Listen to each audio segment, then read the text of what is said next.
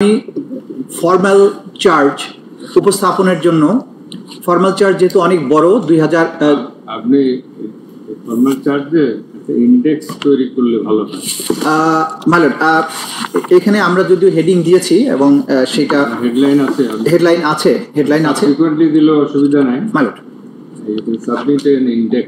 মালট will do মালট formal চার্জের আমাদের এখানে আমাদের বিজ্ঞ প্রসিকিউটর বৃন্দ উপস্থিত আছেন। আমি ওনাদের নামগুলো একটু পড়ে দিচ্ছি। মালট আমার সাথে আছেন বিজ্ঞ প্রসিকিউটর জনাব আব্দুস সোবহান তরফদার, বিজ্ঞ প্রসিকিউটর জনাব মিজানুল ইসলাম, বিজ্ঞ প্রসিকিউটর জনাব গাজী মনোয়ার হোসেন তামিম, বিজ্ঞ প্রসিকিউটর BM সুলতান মাহমুদ, বিজ্ঞ প্রসিকিউটর শহীদুল ইসলাম সর্দার, বিজ্ঞ প্রসিকিউটর ফারুক আহমদ, বিজ্ঞ প্রসিকিউটর আব্দুল্লাহ নোমান, বিজ্ঞ প্রসিকিউটর আব্দুস সাত্তার পালোয়ান, বিজ্ঞ প্রসিকিউটর মামুনুর রশিদ, বিজ্ঞ প্রসিকিউটর হাসানুল বান্না, বিজ্ঞ প্রসিকিউটর SM মইনুল করিম, বিজ্ঞ প্রসিকিউটর শাইখ মাহাদি, বিজ্ঞ প্রসিকিউটর তারেক আবদুল্লাহ, বিজ্ঞ প্রসিকিউটর সাইমুম রেজা তালুকদার, বিজ্ঞ প্রসিকিউটর SM তাসমিরুল ইসলাম এবং বিজ্ঞ প্রসিকিউটর তানভীর হাসান জোহা। মালট আজকের এই আদালতের ঐতিহাসিক ক্ষণে আমাদের তদন্ত সংস্থার যিনি সমন্বয়ক জনাব আনসারউদ্দিন খান পাঠান, সহ সমন্বয়ক জনাব শহীদুল্লাহ চৌধুরী সহ আমাদের তদন্ত সংস্থার তদন্তকারী কর্মকর্তারা যারা অক্লান্ত পরিশ্রম করে মামলাটাকে এই পর্যায়ে নিয়ে আসেন তারাও উপস্থিত আছেন। মামলার ফর্মাল চার্জ 135 পৃষ্ঠার। আমরা সমস্ত কিছু এই আদালতে এই মুহূর্তে পুরোটা উপস্থাপন সম্ভব নয় বলে আমরা উল্লেখযোগ্য অংশ আপনাদের সামনে প্রেস করব।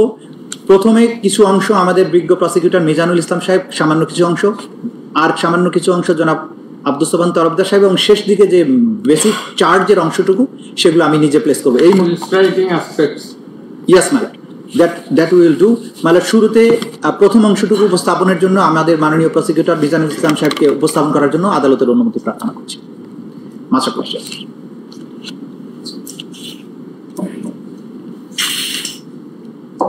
মাননীয় আদালত, লানেট চিফ প্রসিকিউটর সাহেবের বক্তব্যের ধারাবাহিকতা যেটা বলতে চাই, এই মামলার ট্রাইব্যুনাল প্লেস করলে ভালো। ট্রাইব্যুনাল মাননীয় ট্রাইব্যুনাল শুরুতে মেলট বলেছি যে সরি মেলট, এই ট্রাইব্যুনালের যে মামলাটা আজকে ফর্মাল চার্জ দাখিল করেছি, সেই ফর্মাল চার্জটা অভিযোগ দাখিল হয়েছিল, অর্থাৎ কমপ্লেন দাখিল হয়েছিল গত 14/8/24 তারিখে, যেটা 127 হিসাবে নিবন্ধিত হয়েছিল। এটা প্রথম তদন্তকারী কর্মকর্তা ছিলেন জনাব জানে আলম খান। পরবর্তীতে তার পরিবর্তন করে আরেকজন তদন্তকারী কর্মকর্তা জনাব আলমগীর হোসেন PPM সেবা নিযুক্ত হয়েছিলেন। এনাকে সার্বিক সহযোগিতা করেছিলেন বিশেষ তদন্তকারী কর্মকর্তা জনাব তানভীর হাসান জোহা। তদন্ত শেষে তদন্তকারী কর্মকর্তা জনাব আলমগীর হোসেন 12/5/2025 তারিখে তদন্ত প্রতিবেদন দাখিল করেন, যাতে এই 3 জনকে আসামি করা হয়েছে। তারা হলেন সাবেক প্রধানমন্ত্রী শেখ হাসিনা, সাবেক স্বরাষ্ট্রমন্ত্রী আসাদুজ্জামান খান কামাল এবং সাবেক IGP চৌধুরী আব্দুল্লাহ আল মাহমুদ। এই মামলার তদন্তে সংগৃহীত যে সমস্ত তথ্য উপাত্ত, পত্র পত্রিকা, তথ্য উপাত্তের মধ্যে ছিল পত্র পত্রিকা, ভিডিও, অডিও কল এবং আর অন্যান্য আনুষঙ্গিক বিভিন্ন প্রতিবেদন সংগ্রহ করে তিনি যে রিপোর্ট দিয়েছেন তার ভিত্তিতে আমরা এই ফর্মাল চার্জ তৈরি করেছি জনাব আলমগীর সাহেবের সহায়তায়। সেইখানে আমরা মূল অভিযোগে যাওয়ার আগে আওয়ামী লীগের দুঃশাসন এবং আওয়ামী লীগ এবং শেখ হাসিনা কিভাবে ফ্যাসিবাদী শাসনের নিজেদেরকে রূপান্তরিত করেছিল, কিভাবে দেশে একটা স্বৈরাচার প্রতিষ্ঠিত হয়েছিল, কিভাবে একটা একনায়কতন্ত্র প্রতিষ্ঠিত হয়েছিল, তার কিছু ধারাবাহিক বর্ণনা মাননীয় ট্রাইব্যুনালে দেওয়া প্রয়োজনীয়তা অনুভব করছি। বাংলাদেশে ফ্যাসিবাদ এই আওয়ামী লীগ দুঃশাসনের ইতিহাস 24 বিপ্লবের পটভূমি যেভাবে সংগঠিত হয়েছিল তার মূল বর্ণনাটা আমরা দেখেছি, মূল অবস্থানটা দেখেছি। জুলাই বিপ্লব 1 জুলাই থেকে 5 আগস্ট পর্যন্ত সাবেক প্রধানমন্ত্রী শেখ হাসিনা ফ্যাসিবাদী এবং সর্বকাশী একনায়কতন্ত্রকে উৎখাত করা হয়েছিল। ছাত্র জনতার এই আন্দোলন দমনার্থে ফ্যাসিস্ট শেখ হাসিনার নেতৃত্বাধীন আওয়ামী লীগ সরকারের অনুগত রাজনৈতিক মদতপুষ্ট আইন শৃঙ্খলা বাহিনীর ঘাতক সদস্যবৃন্দ এবং আওয়ামী লীগ এবং তার অঙ্গ সংগঠনের 14 দলীয় সশস্ত্র বাহিনী কর্তৃক সংগঠিত ব্যাপক মাত্রা পদ্ধতিগত আক্রমণ ও লক্ষ্যভিত্তিক নিপীড়ন যা আসামিদের জ্ঞাতসারে সংগঠিত হয়েছিল। এতে প্রায় 1.5 সহস্রাধিক মানুষকে হত্যা করা হয়েছে, 25 সহস্রাধিক মানুষের আহত, অঙ্গহানি ও দৃষ্টিশক্তি কমছে। আওয়ামী এই যে কারণে এই সরকারকে উৎখাত করতে জনগণ উদ্বুদ্ধ হয়েছিল, জনগণ এই আন্দোলনকে সমর্থন দিয়েছিল। এই আলোচনার জন্য প্রথমে আমাদেরকে আওয়ামী লীগের প্রথম শাসন আমল এবং বাংলাদেশ স্বাধীন হওয়ার স্বাধীনতা যুদ্ধের প্রেক্ষাপটে কিছু আলোচনা দরকার। সদ্য স্বাধীন দেশ একটা সম্ভাবনার দেশ হিসাবে, গণতান্ত্রিক আশা আকাঙ্ক্ষা এবং সুখী সমৃদ্ধশালী দেশ হিসাবে প্রতিষ্ঠার আকাঙ্ক্ষায় জনতা এই দেশ স্বাধীন করলেও 1971 সালে স্বাধীন হলেও স্বাধীনতার পরপরই আওয়ামী লীগ সরকার তাদের জনগণকে প্রদত্ত প্রতিশ্রুতি লঙ্ঘন করে একনায়কতন্ত্র, স্বৈরাচার এবং নিপীড়ন ব্যবস্থা কায়েম করেছিল, যার প্রথম পদক্ষেপ ছিল রক্ষী বাহিনী গঠন। এই রক্ষী বাহিনী গঠনের মাধ্যমে দেশের মানুষকে অত্যাচার করা হয়েছিল, নিপীড়ন করা হয়েছিল, গুম করা হয়েছিল, এবং শুধু তাই নয়, এই রক্ষী বাহিনীর কৃত অপরাধ যেন বিচারের আওতায় না আসে এই জন্য ওই আইনে একটা ধারা সংযোজন করা হয়েছিল, যাতে তাদের কৃত যে কোনো কর্মকাণ্ডের জন্য তাদেরকে দায় মুক্তি দেওয়া হয়। এরপরে আমরা দ্বিতীয় বিষয় যেটা দেখতে চাই, সেটা মাননীয় ট্রাইব্যুনালের সামনে উপস্থাপন করতে চাই, প্রথম সংসদীয় নির্বাচন। আমরা 2014 সালের ভোটারবিহীন নির্বাচন, 18 সালের নিশিরাতের নির্বাচন, যা ওনাকে লাইলাতুল ইলেকশনও বলেন, তারপরে আমি এবং দাবির নির্বাচন, বহু আলোচনা শুনেছি, কিন্তু এটা সূত্রপাত ঘটেছিল 1973 সালের প্রথম সংসদীয় নির্বাচনে। ওই সময় বিরোধী কণ্ঠস্বর তেমন ছিল না বললেই চলে। একমাত্র বিরোধী কণ্ঠস্বর মেজর জলিল সাহেব নির্বাচিত হবেন, এবং এই নির্বাচনকে ঠেকানোর জন্য, নির্বাচনকে জনগণের রায়কে ভুলণ্ঠিত করার জন্য বরিশাল থেকে তার নির্বাচনী এলাকায় হেলিকপ্টার করে ব্যালট বাক্স ঢাকায় নিয়ে এসে তাকে পরাজিত করা হয়েছিল, পরাজিত দেখানো হয়েছিল। আমরা প্রত্যেকটা যে অভিযোগে এখানে আনয়ন করেছি, বর্ণনা দিয়েছি, তার তথ্যসূত্র আমরা বর্ণনা করেছি এবং ওই 5টা ভলিউমে আমরা দাখিল করেছি। এরপরে এই আওয়ামী লীগ শাসন আমলের আর একটা দিক হচ্ছে 1974 সালের ভয়াবহ দুর্ভিক্ষ। এই দুর্ভিক্ষে লক্ষ লক্ষ মানুষ নিহত হয়েছিলেন। একটি হিসাবে দেখা যায় গড়ে প্রতিদিন 15,000-এর বেশি লোক মারা যেত। গণতান্ত্রিক প্রক্রিয়ার কবর রচনা ও বাকশাল গঠন, স্বাধীনতা, মুক্তি এবং বহুদলীয় গণতন্ত্রের স্বপ্ন নিয়ে যে মুক্তিযুদ্ধ সংগঠিত হয়েছিল, সেই স্বপ্নকে ভুলণ্ঠিত করে 1975 সালের 25শে জানুয়ারি বাংলাদেশ সংবিধানে 4র্থ সংশোধনী আনয়ন এবং বাংলাদেশ কৃষক শ্রমিক আওয়ামী লীগ অর্থাৎ বাকশাল নামক সংগঠন প্রতিষ্ঠার মাধ্যমে গণতান্ত্রিক প্রক্রিয়ার কবর রচনা করে বাংলাদেশে চূড়ান্তভাবে একটি একদলীয় শাসন ব্যবস্থা চালু করা হয়। বাকশাল গঠনের পর অন্যান্য সকল রাজনৈতিক দলের কার্যক্রম নিষিদ্ধ করা হয়, সংবাদপত্রের স্বাধীনতা সীমিত করা হয়, সমস্ত ক্ষমতা কেন্দ্রীভূত হয় এক ব্যক্তি অর্থাৎ শেখ মুজিবুর রহমানের হাতে। সাধারণ নির্বাচন বা উপনির্বাচনে কোনো প্রার্থী হওয়ার কোনো সুযোগ ছিল না, যদি না তিনি বাকশাল প্রধান শেখ মুজিবুর রহমান কর্তৃক মনোনীত হতেন। এই বাকশাল প্রতিষ্ঠার মাধ্যমে মুক্ত সংবাদপত্রের কণ্ঠরোধ করা হয়। সরকার নিয়ন্ত্রিত 4টি পত্রিকা, দৈনিক Bangla, daily Bangladesh Times, daily Bangladesh observer এবং সাপ্তাহিক বিচিত্রা বাদে সকল পত্রিকার প্রকাশনা বন্ধ করে দেওয়া হয়। এই 4টি অনুমোদিত পত্রিকাতেও সরকারি নিয়ন্ত্রণ আরোপ করে মানুষের মৌলিক অধিকার খর্ব করা হয়। বিরোধীদেরকে বিনা বিচারে আটক রাখার জন্য সংবিধান সংশোধন করে নিবর্তনমূলক আটক রাখার বিধান সম্বলিত আইন পাশ করার সুযোগ করে দেওয়া হয়। এই সদ্য স্বাধীন বাংলাদেশের গণতান্ত্রিক প্রক্রিয়াকে ধ্বংস করে দেয়, দেশকে ফ্যাসিবাদের রাষ্ট্রের দিকে ধাবিত করে। বাকশাল গঠনের প্রতিবাদে পার্লামেন্ট ও মন্ত্রিসভা থেকে পদত্যাগ করেছিলেন মুক্তিযুদ্ধের সর্বাধিনায়ক জেনারেল এম.এ.জি. ওসমানী এবং ব্যারিস্টার মইনুল হোসেন। বাকশালে যোগদান না করায় রাজশাহী সদর আসনের এমপি জনাব মঈনুদ্দিন আহমেদ মানিক সংসদ সদস্য পদ বাতিল করে দেওয়া হয়। 1975 সালের 15ই আগস্ট পট পরিবর্তনের পর একদলীয় শাসন ব্যবস্থা বাতিল করে বহুদলীয় গণতান্ত্রিক ব্যবস্থার পুনঃযাত্রা শুরু করে। এই সুযোগে বাকশাল চেতনাধারী আওয়ামী লীগ সরাসরি একদলীয় শাসনের কথা না বললেও বহুদলীয় শাসনের মোড়কে তাদের কাঙ্ক্ষিত একদলীয় শাসন ব্যবস্থা প্রতিষ্ঠান স্বপ্ন বাস্তবায়নে পরিকল্পিতভাবে এগিয়ে নিতে থাকে। পরবর্তীতে 1996 সালে আওয়ামী লীগ সরকার ক্ষমতায় আসে নয়, তাদের লুটপাটের ঐতিহ্য অনুসরণ করে শেয়ার বাজার লুট করে। 2001 সালে সাধারণ নির্বাচনে 4 দলীয় জোটের কাছে তারা নির্বাচনে পরাজিত হয়। 2008 সালে সেনা সমর্থিত সরকার অধীনে একটি সাজানো এবং পাতানো নির্বাচনে পুনরায় আওয়ামী লীগ ক্ষমতায় অধিষ্ঠিত হয়। সেই শেখ হাসিনার নেতৃত্বাধীন দলটি তখন থেকে গণতন্ত্রের মোড়কে শেখ মুজিবুর রহমান প্রবর্তিত বাকশালী একনায়কতন্ত্র নতুন আঙ্গিকে পুনঃপ্রতিষ্ঠার জন্য ষড়যন্ত্র শুরু করে। এই আওয়ামী দুঃশাসন ও ফ্যাসিবাদের যে 15 বছর, তার মধ্যে বেশ কয়েকটা সেগমেন্ট আমরা ভাগ করেছি। তার মধ্যে প্রথম বিষয়টা হচ্ছে নির্বাচনী ব্যবস্থা ও গণতান্ত্রিক প্রক্রিয়া ধ্বংস করা। জি, এই ক্ষেত্রে আমরা কয়েকটা সাবটাইটেল করেছি। এক হচ্ছে 2008 সালে ষড়যন্ত্রের মাধ্যমে আওয়ামী লীগের ক্ষমতা দখল ও ক্ষমতা কুক্ষিগত করার জন্য তত্ত্বাবধায়ক সরকার বাতিল করা। 2রা জানুয়ারি 2007 সালের সশস্ত্র বাহিনী সামরিক শাসন কর্তৃক ক্ষমতার ব্যাকজোরে ক্ষমতায় এসে তাদেরকে ক্ষমতা আনার জন্য যে প্রক্রিয়াটা অনুসরণ করেছিল তার মধ্যে উল্লেখযোগ্য ছিল 130টা সংসদীয় আসনের সীমানা পরিবর্তন করে তাদেরকে নির্বাচিত হওয়ার সুযোগ করে দেওয়া হয়েছিল। এরপরে মাননীয় ট্রাইব্যুনাল এবং দেশবাসী সকলেই জানেন যে 2014 সালে কিভাবে একতরফা এবং ভোটারবিহীন নির্বাচন অনুষ্ঠিত হয়েছিল।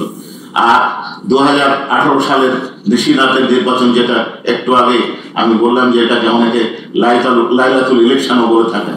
এরপরে এই 2018 সালের নির্বাচন ব্যাপকভাবে সমালোচিত হওয়ার পর তার এক নতুন পদ্ধতি, নতুন সিস্টেম, নতুন উদ্ভাবনী শক্তির মধ্যে আবিষ্কার করলেন আমি এবং দামির নির্বাচন। যেহেতু বিরোধী দল কেউ নির্বাচনে অংশগ্রহণ করলো না, এই জন্য তারা তাদের প্রার্থীকে দামি প্রার্থী হিসাবে দান করালেন। অর্থাৎ সরকারি দলের লোক সরকারি দলের বিরুদ্ধে কথা বলছে, সরকার বিরোধী দল বলছে সরকার দুর্নীতি করছে, অর্থাৎ বিরোধী দল মানে যারা নির্বাচন করছে, আর তাদের মহিলা সদস্যদেরকে মনোনীত করে দিচ্ছেন সরকার প্রধান। এইটা আমরা দেখেছি। এই নির্বাচনে আগের দিন এই নির্বাচনের ফলাফল ঘোষণার সময় কি দেখা গেল, প্রধান নির্বাচন কমিশনার বলছেন যে 28% ভোট কাস্ট হয়েছে। পিছন থেকে তাকে বলে দেওয়া হলো যে না, বলে দেন 42%, 40%।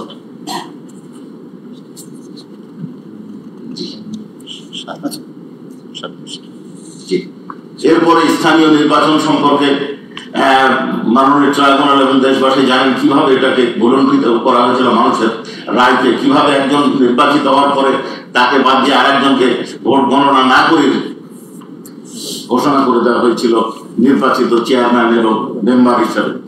রাষ্ট্রীয় কাঠামোতে রাজনৈতিক অপব্যবহার ও দুর্নীতির সর্বগ্রাসী চর্চা, এটা মাননীয় ট্রাইব্যুনাল সহ দেশবাসী জানেন। এমনকি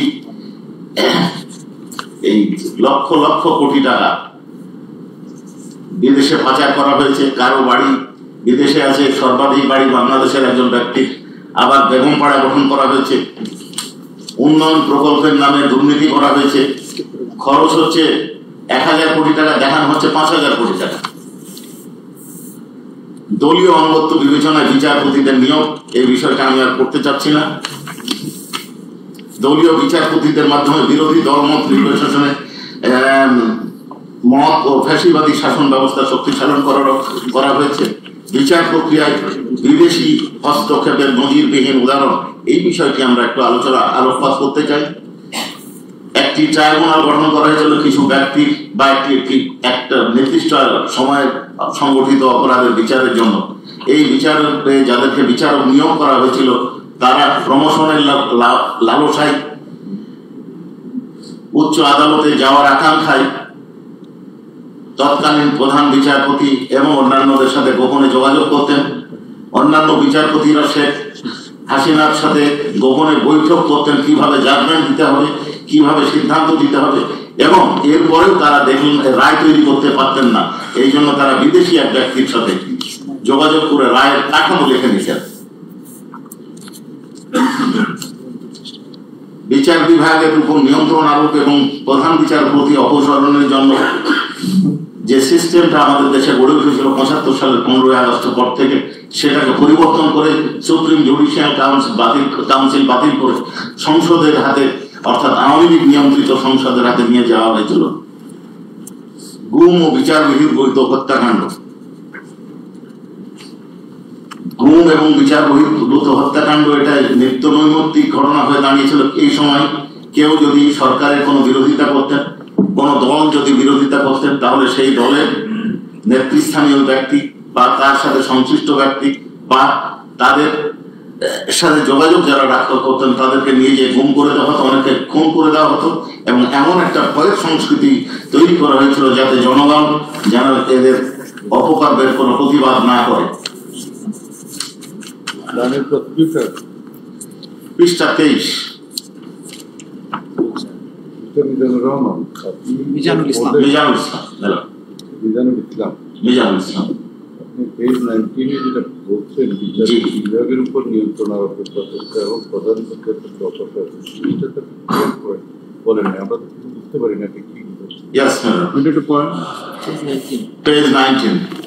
সাবেক প্রধান বিচারপতি জনাব সুরেন্দ্র কুমার সিনহা আওয়ামী লীগ সরকারের আস্থাভাজন হিসাবে প্রধান বিচারপতির পদে অধিষ্ঠিত হন এবং মানবতা বিরোধী অপরাধের বিচারের নামে আপিল বিভাগের প্রহসনমূলক বিচার ও রায়ের মাধ্যমে সরকারের এজেন্ডা বাস্তবায়নে সংক্ষিপ্ত রায় প্রদান পূর্বক জামাত ও বিএনপি নেতাদের মৃত্যুদণ্ড কার্যকর করে। এখানে একটা উদাহরণ আমরা দিতে পারি, সেটা হচ্ছে আব্দুল কাদের মোল্লা সাহেবের জাজমেন্ট, রিভিউ জাজমেন্ট প্রকাশ করার আগে শর্ট অর্ডারে তার মৃত্যুদণ্ড কার্যকর করা হয়েছিল। যে কিন্তু শেখ হাসিনার সাথে বিচার বিভাগের নিয়ন্ত্রণ নিয়ে বিচারপতি এস.কে. সিনহা চেয়েছিলেন বিচার বিভাগের প্রধান হিসাবে বিচার বিভাগের একচ্ছত্র নিয়ন্ত্রণ তার হাতে থাকবে।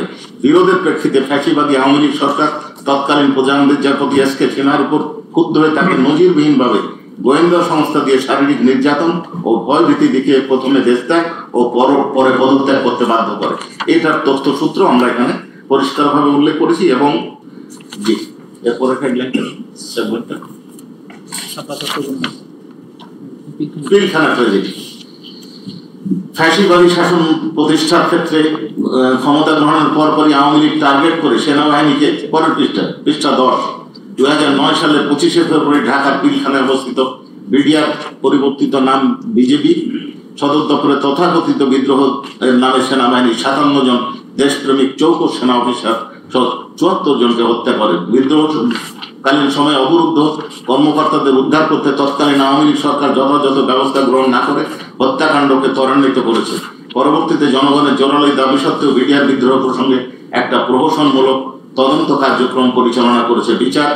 ষড়যন্ত্রের হোতাদেরকে বাদ দিয়ে কেবলমাত্র মাঠে থাকা সৈনিক ও জওয়ানদের বিচার কার্য পরিচালনা করেছে। 5ই আগস্ট বিপ্লবের পর এই রহস্য পুনরুদ্ধারের জন্য একটা কমিশন গঠন করা হয়েছে। এরপরে 20 পৃষ্ঠাতে শাপলা চত্বরের গণহত্যা 1-3-13। 5ই মে রাতের অন্ধকারে সমাবেশে অবস্থান ও নিরীহ নিরস্ত্র এতিম মাদ্রাসা ছাত্র সহ ছাত্র জনতার উপর রাতের অভিযান পরিচালনা করে অগণিত মানুষকে নিষ্ঠুরভাবে হত্যা করা হয়। এই অপারেশনের নিষ্ঠুরতা ও হত্যাযজ্ঞ যেন দেশবাসী জানতে না পারে, এই জন্য তাৎক্ষণিকভাবে সরাসরি সম্প্রচাররত দিগন্ত টিভি এবং ইসলামিক টিভি নামে 2টি ইলেকট্রনিক মিডিয়া বন্ধ করে দেওয়া হয়। এই সংবাদ এর মাঝের অংশে আছে অধিকার নামক একটি সংগঠন হত্যাকাণ্ডের বিষয়ে বর্ণনা দেওয়া, তা প্রধানের বিরুদ্ধে মামলা ডিজিটাল নিরাপত্তা আইনে মামলা দায়ের করে তাকে কারাদণ্ডে দণ্ডিত করা হয়। এরপরে গুম ও বিচার বহির্ভূত হত্যাকাণ্ড 21। ফ্যাসিস্ট আওয়ামী লীগ সরকার তার মেয়াদকালে ভিন্ন মতামত, মানবাধিকার কর্মী, বিরোধী দল সহ যে কোনো ধরনের ভিন্ন মতের নিপীড়ন ও নিষ্পর্শনের সমর্থক হয়ে উঠেছিল। এই সময় একটা রিপোর্টে দেখা যায় নিখোঁজ হয়েছিল 416 জন, আর একটা রিপোর্টে দেখা যায় 611 জন। তার মধ্যে হিউম্যান রাইটস ওয়াচের বক্তব্য এর মধ্যে 383 জন আর ফিরে আসেনি। প্রতিবেদনে 86 জনের গুমের কথা উল্লেখ হয়েছে এবং এরই ধারাবাহিকতায় এই নিষ্ঠুরতা এবং গুম খুনের সুরাহা না করে 2001 সালে ডিসেম্বরে মার্কিন যুক্তরাষ্ট্র বাংলাদেশের র্যাপিড অ্যাকশন ব্যাটালিয়ন র্যাবের উপর মানবাধিকার চরম লঙ্ঘন করার জন্য নিষেধাজ্ঞা আরোপ করে। এরপরে হচ্ছে তৎকালীন স্বৈরাচার নির্দেশনায় আইন শৃঙ্খলা রক্ষা বাহিনী কর্তৃক বিচার বহির্ভূত হত্যাকাণ্ড। এর মধ্যে উল্লেখযোগ্য হচ্ছে পেজ 23 নারায়ণগঞ্জের 7 খুন, কাউন্সিলর একরাম হত্যাকাণ্ড। ডাক্তার কাউন্সিলর একরাম হত্যাকাণ্ডের একটু বর্ণনা আমি দিতে চাই। তেসরা 3 নম্বর ওয়ার্ডের কাউন্সিলর উপজেলার যুবলীগের দীর্ঘদিনের সভাপতি একরামুল হক, যাকে ওই বছর 26শে মে গভীর রাতে কথিত বন্ধুদের নির্মমভাবে হত্যা করে। ঘটনার দিন একটি গোয়েন্দা সংস্থার লোকজন তাকে বারবার ফোন করে একটা জমি কেনার সহায়তা করার জন্য চাপ দিলে সেই গোয়েন্দা সংস্থার কর্মকর্তারা কথা অনুযায়ী তিনি বাসা থেকে বের হন। ঘটনার রাত 11টার পর পকেট থেকে ফোনে মেয়ে কল করলে ফোনটি চাপ পড়ে রিসিভ হয়ে যায় এবং স্ত্রীর ফোন রেকর্ড হতে থাকে এবং ভয়াবহ হত্যাকাণ্ডের বর্ণনার শেষ মুহূর্তের নৃশংস শব্দ শোনা যায়। মেয়ের কণ্ঠে শোনা যায়, হ্যালো আব্বু। কাপা কাপা গলায় উত্তর আসে, জি আম্মু, আমি নীলা একটা স্থানের নাম যাচ্ছি। এইরকম কন্যা, এইরকম একরামের কন্যা ফোনের এক প্রান্ত থেকে প্রশ্ন করতে থাকে। তারপর অপর প্রান্ত থেকে জবাব আসে না, আসে গুলির শব্দ, গোলাগুলি, চিৎকার। এরপরে ডাক্তার ফয়েজ হত্যাকাণ্ড বর্ণনা আছে এবং যারা এই ধরনের গুমের শিকার হয়েছেন তাদের তালিকা আমরা দিয়েছি 25, 26, 27, 28।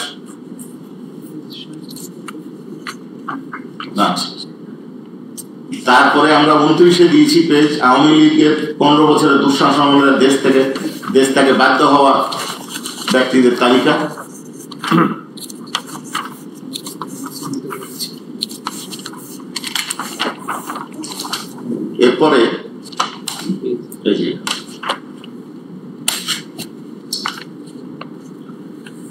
এরপরে হচ্ছে ডিজিটাল নিরাপত্তা আইনের মাধ্যমে দমন পীড়ন, পেজ 38।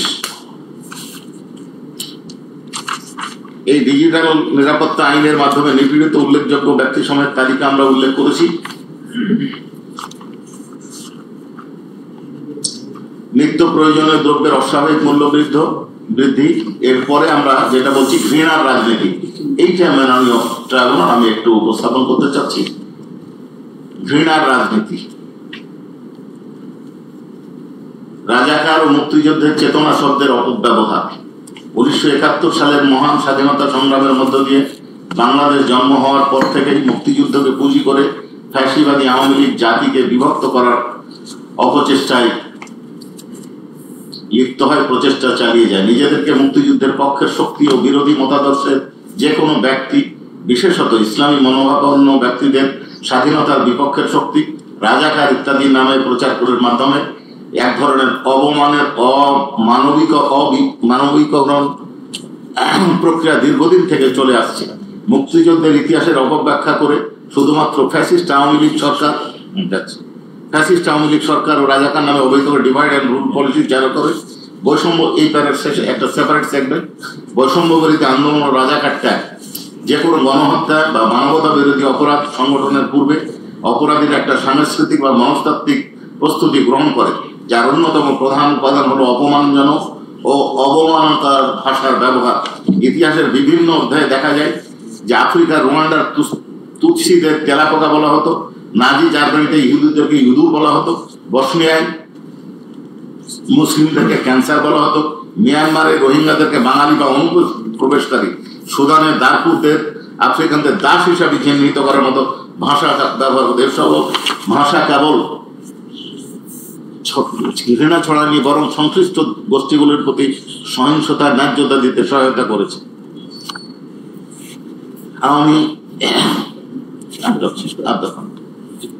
আওয়ামী সরকার গণমাধ্যম নিয়ন্ত্রণের বিষয়টা আছে, আমাদের 43 পৃষ্ঠা আছে গণমাধ্যমের উপর আঘাত। আওয়ামী এরপরে না লাইন বাই লাইন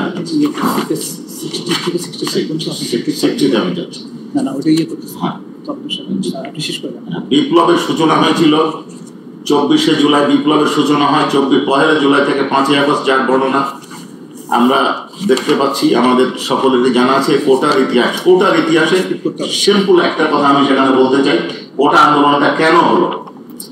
একটা উদাহরণ আমি দিতে চাই যেটা আমাদের বর্ণনাতে আছে, সেটা হচ্ছে যে পরীক্ষা যারা দিল, যিনি 71 পেলেন তিনি ফেল করলেন, আর কোটাতে যিনি 42 পেলেন তিনি পাস করলেন। আর শেষ আমি যে দুটো বিষয় আনতে চাচ্ছি, এক হচ্ছে প্রাণঘাতী অস্ত্রের ব্যবহারের নির্দেশ।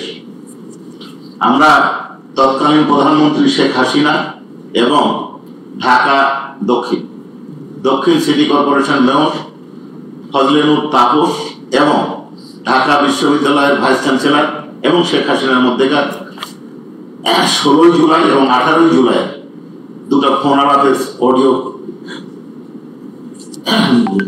দাখিল করছি, ইনভেস্টিগেশন রিপোর্ট সময় সংগ্রহ করেছে। তাতে দেখা যায় উনি বলছেন যে এদের ইংল্যান্ডে গুলি করে মারা হয়েছে, ছাত্রদেরকে মেরে ফেলতে হবে, কোনো সমস্যা নাই, আর কি লেখা উইকেন্ড ব্যবহার করতে হবে। আরেকটা বিষয় কি বলছেন, সেটা হচ্ছে যে আমি বললাম ভাঙতে অমুক জিনিস, আগুন দিতে, ওরা যে সেতু ভবনে ভেঙে দিল, অর্থাৎ আগুন জ্বালার পরিকল্পনাটা তিনি তৈরি করেছিলেন। বাকিটা আমার লাইনের সিনিয়র আব্দুল সমদ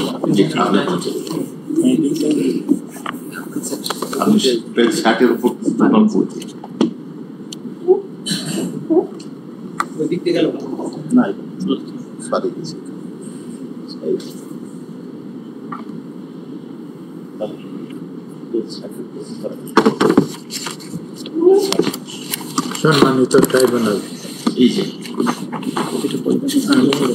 এই জুলাই বিপ্লবে সংঘটিত মানবাধিক বিরোধী অপরাধের ভিকটিমদের পরিচয়, পেজ 60। হেডিংটা হইল জুলাই বিপ্লবে সংঘটিত মানবতা বিরোধী অপরাধের ভিকটিমদের পরিচয়।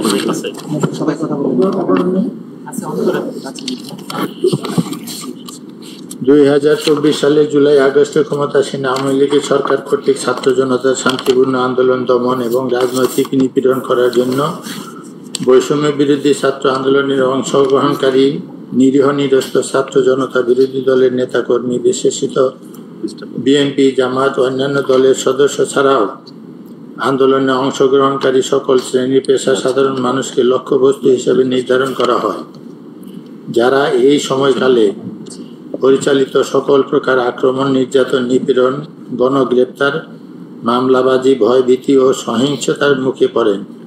এই আন্দোলনের সমর্থনকারী হিসেবে ভিন্ন মতাবলম্বী চিকিৎসক, আইনজীবী, সাংবাদিক, মানবাধিকার কর্মী, শিক্ষাবিদ, অনলাইন সমালোচক ও সাধারণ নাগরিকদের নির্যাতন, নিপীড়ন, গণগ্রেপ্তার ইত্যাদি দমনমূলক ব্যবস্থা মাধ্যমে হয়রানির শিকার হতে হয়। এরপর হল ভিকটিম নির্ধারণে ব্যবহৃত কৌশল।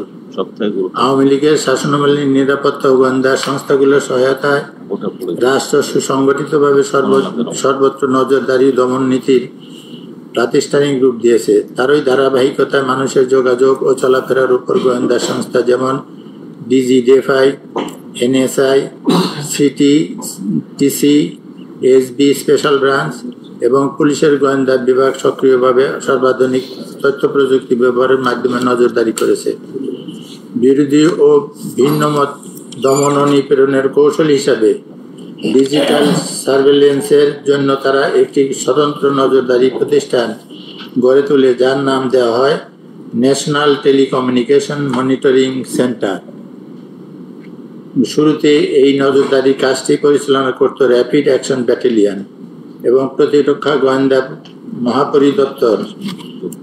তখন এই নজরদারির ইউনিটির নাম ছিল ন্যাশনাল মনিটরিং সেন্টার। বাহ্যিক আবরণে এই প্রতিষ্ঠানটির কাজ অপরাধী শনাক্তকরণের বৈধ নজরদারির লক্ষ্য পরিচালিত বলে বলা হলেও আড়ালে এই প্রতিষ্ঠানের মাধ্যমে বিরোধী নেতাকর্মীর এবং ভিন্ন মত পোষণকারী কিংবা সরকারের অবৈধ কর্মকাণ্ডের জন্য হুমকি হয়ে ওঠা ব্যক্তিবর্গকে নজরদারি, অপহরণ ও গুম করার কাজে ব্যবহৃত হয়ে থাকে।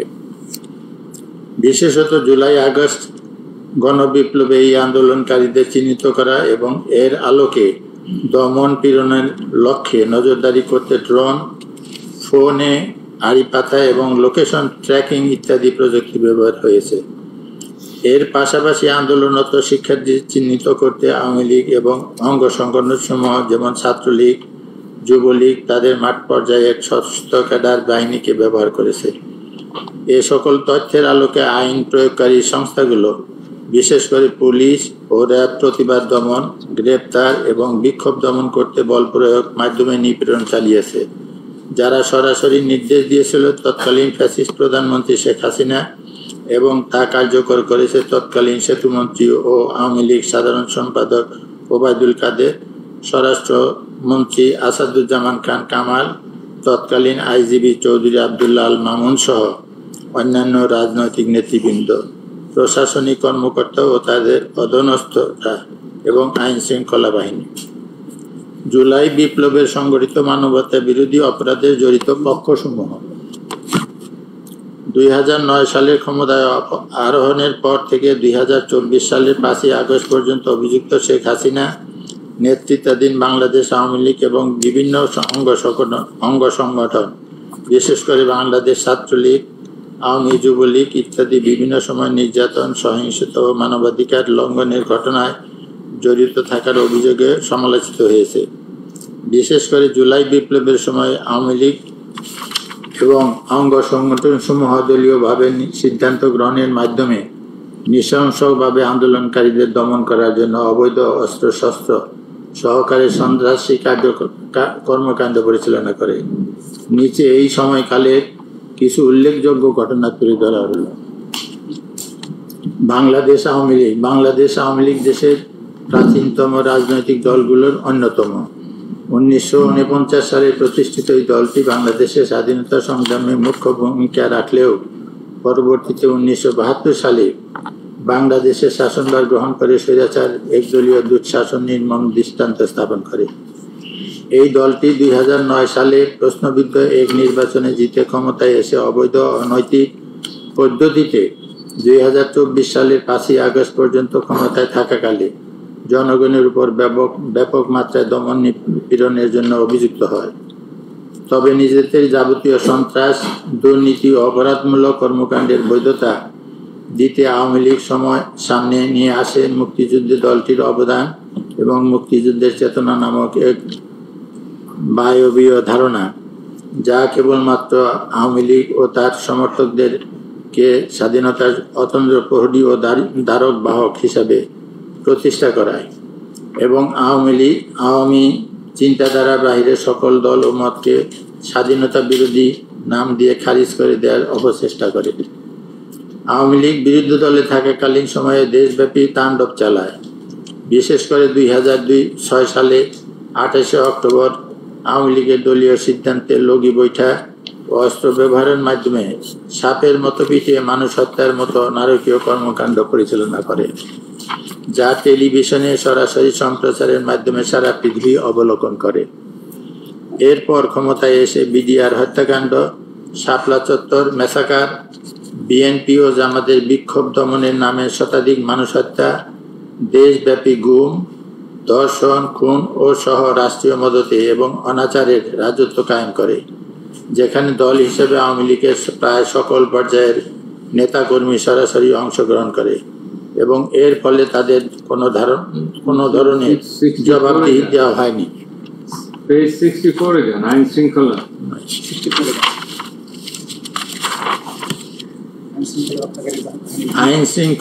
আইন শৃঙ্খলা বাহিনীর ভূমিকা। তৎকালীন আওয়ামী লীগ সরকার শান্তিপূর্ণ বিক্ষোভ দমনে রাষ্ট্রযন্ত্রের সকল আইন শৃঙ্খলা বাহিনীকে ব্যবহার করে এক নজিরবিহীন দমন অভিযান পরিচালনা করে। Police, rapid action battalion, arm police battalion, Ansar battalion, border guard Bangladesh, BGB এবং সীমিত কিছু সংখ্যক সশস্ত্র বাহিনীর সদস্যের পাশাপাশি directorate general of forces of intelligence, DGFI, NSI, special branch, SB, সোয়াট, counter terrorism and transitional crime, CTTC, ডিবির মতো গোয়েন্দা সংস্থাগুলিকে ব্যবহার করে দেশব্যাপী ছাত্র ও নাগরিকদের উপর সহিংসতা চালানো হয়। এতে আওয়ামী লীগ ও এর অঙ্গ সংগঠন ছাত্রলীগ ও যুবলীগের সশস্ত্র সদস্যরাও সক্রিয়ভাবে অংশ নেয়। 1 জুলাই থেকে 15 আগস্ট 2024 পর্যন্ত সময়ে নিরাপত্তা বাহিনীর ও ক্ষমতাসীন আওয়ামী লীগের সশস্ত্র ক্যাডার বাহিনীদের হাতে আনুমানিক 1400 মানুষ নিহত হয়, যাদের মধ্যে 12-13% শিশু। নিরাপত্তা বাহিনী সামরিক রাইফেল, শটগান, তাজা গুলি, রাবার বুলেট, কাঁদানি গ্যাস সহ প্রাণঘাতী অস্ত্র নির্বিচারে ব্যবহার করে।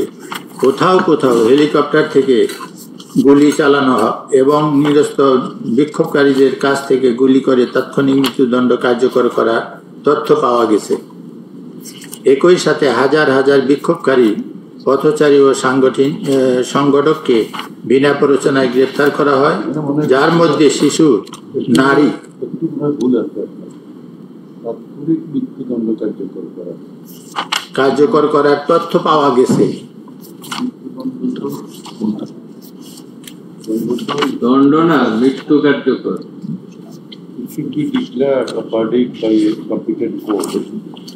যদি দণ্ড বলে এই দণ্ডটা টাইপিং মিসে মৃত্যু কার্যকর হবে। কার্যকর তথ্য পাওয়া গেছে। নিশ্চিত করা হয়, মৃত্যু কার্যকর করার তথ্য পাওয়া গেছে। মৃত্যু। একই সাথে হাজার হাজার বিক্ষোভকারী, পথচারী ও সংগঠককে বিনা প্ররোচনায় গ্রেপ্তার করা হয়, যার মধ্যে শিশু, নারী ও চিকিৎসা কর্মী অন্তর্ভুক্ত। শুধু 17 থেকে 29 জুলাইয়ের মধ্যে 10,000-এর বেশি গ্রেপ্তারের তথ্য পাওয়া যায়। আটক ব্যক্তিদের উপর নির্যাতন ও যৌন সহিংসতার অভিযোগ পাওয়া গেছে এবং ছাত্র নেতাদের বলপূর্বক গুম করার ঘটনায় ডিজিডিএফআই ও ডিবির জড়িত থাকার প্রমাণ পাওয়া গেছে। এছাড়া আহত বিক্ষোভকারীদের চিকিৎসা সেবায় বাধা দিতে হাসপাতাল থেকে জোরপূর্বক গ্রেপ্তার, চিকিৎসকদের হুমকি এবং সিসিটিভি ফুটেজ জব্দের মাধ্যমে চিকিৎসার কার্যক্রম প্রতিহত করা হয়। নারী আন্দোলনকারীদের বিরুদ্ধে নির্যাতন, ধর্ষণের হুমকি এবং সামাজিকভাবে হেয় করার উদ্দেশ্যে নিপীড়নের নির্দেশও পাওয়া গেছে। এসব সহিংসতার বিরুদ্ধে সরকার কোনো কার্যক্রম তদন্ত না করে বরং নিরাপত্তা বাহিনীর প্রতি দায় মুক্তি প্রদান করে।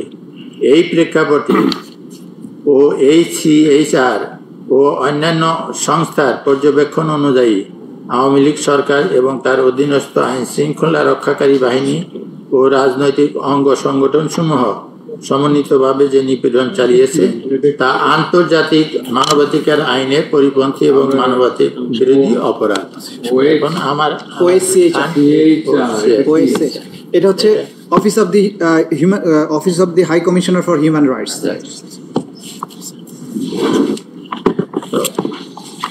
এরপরে আমার লালের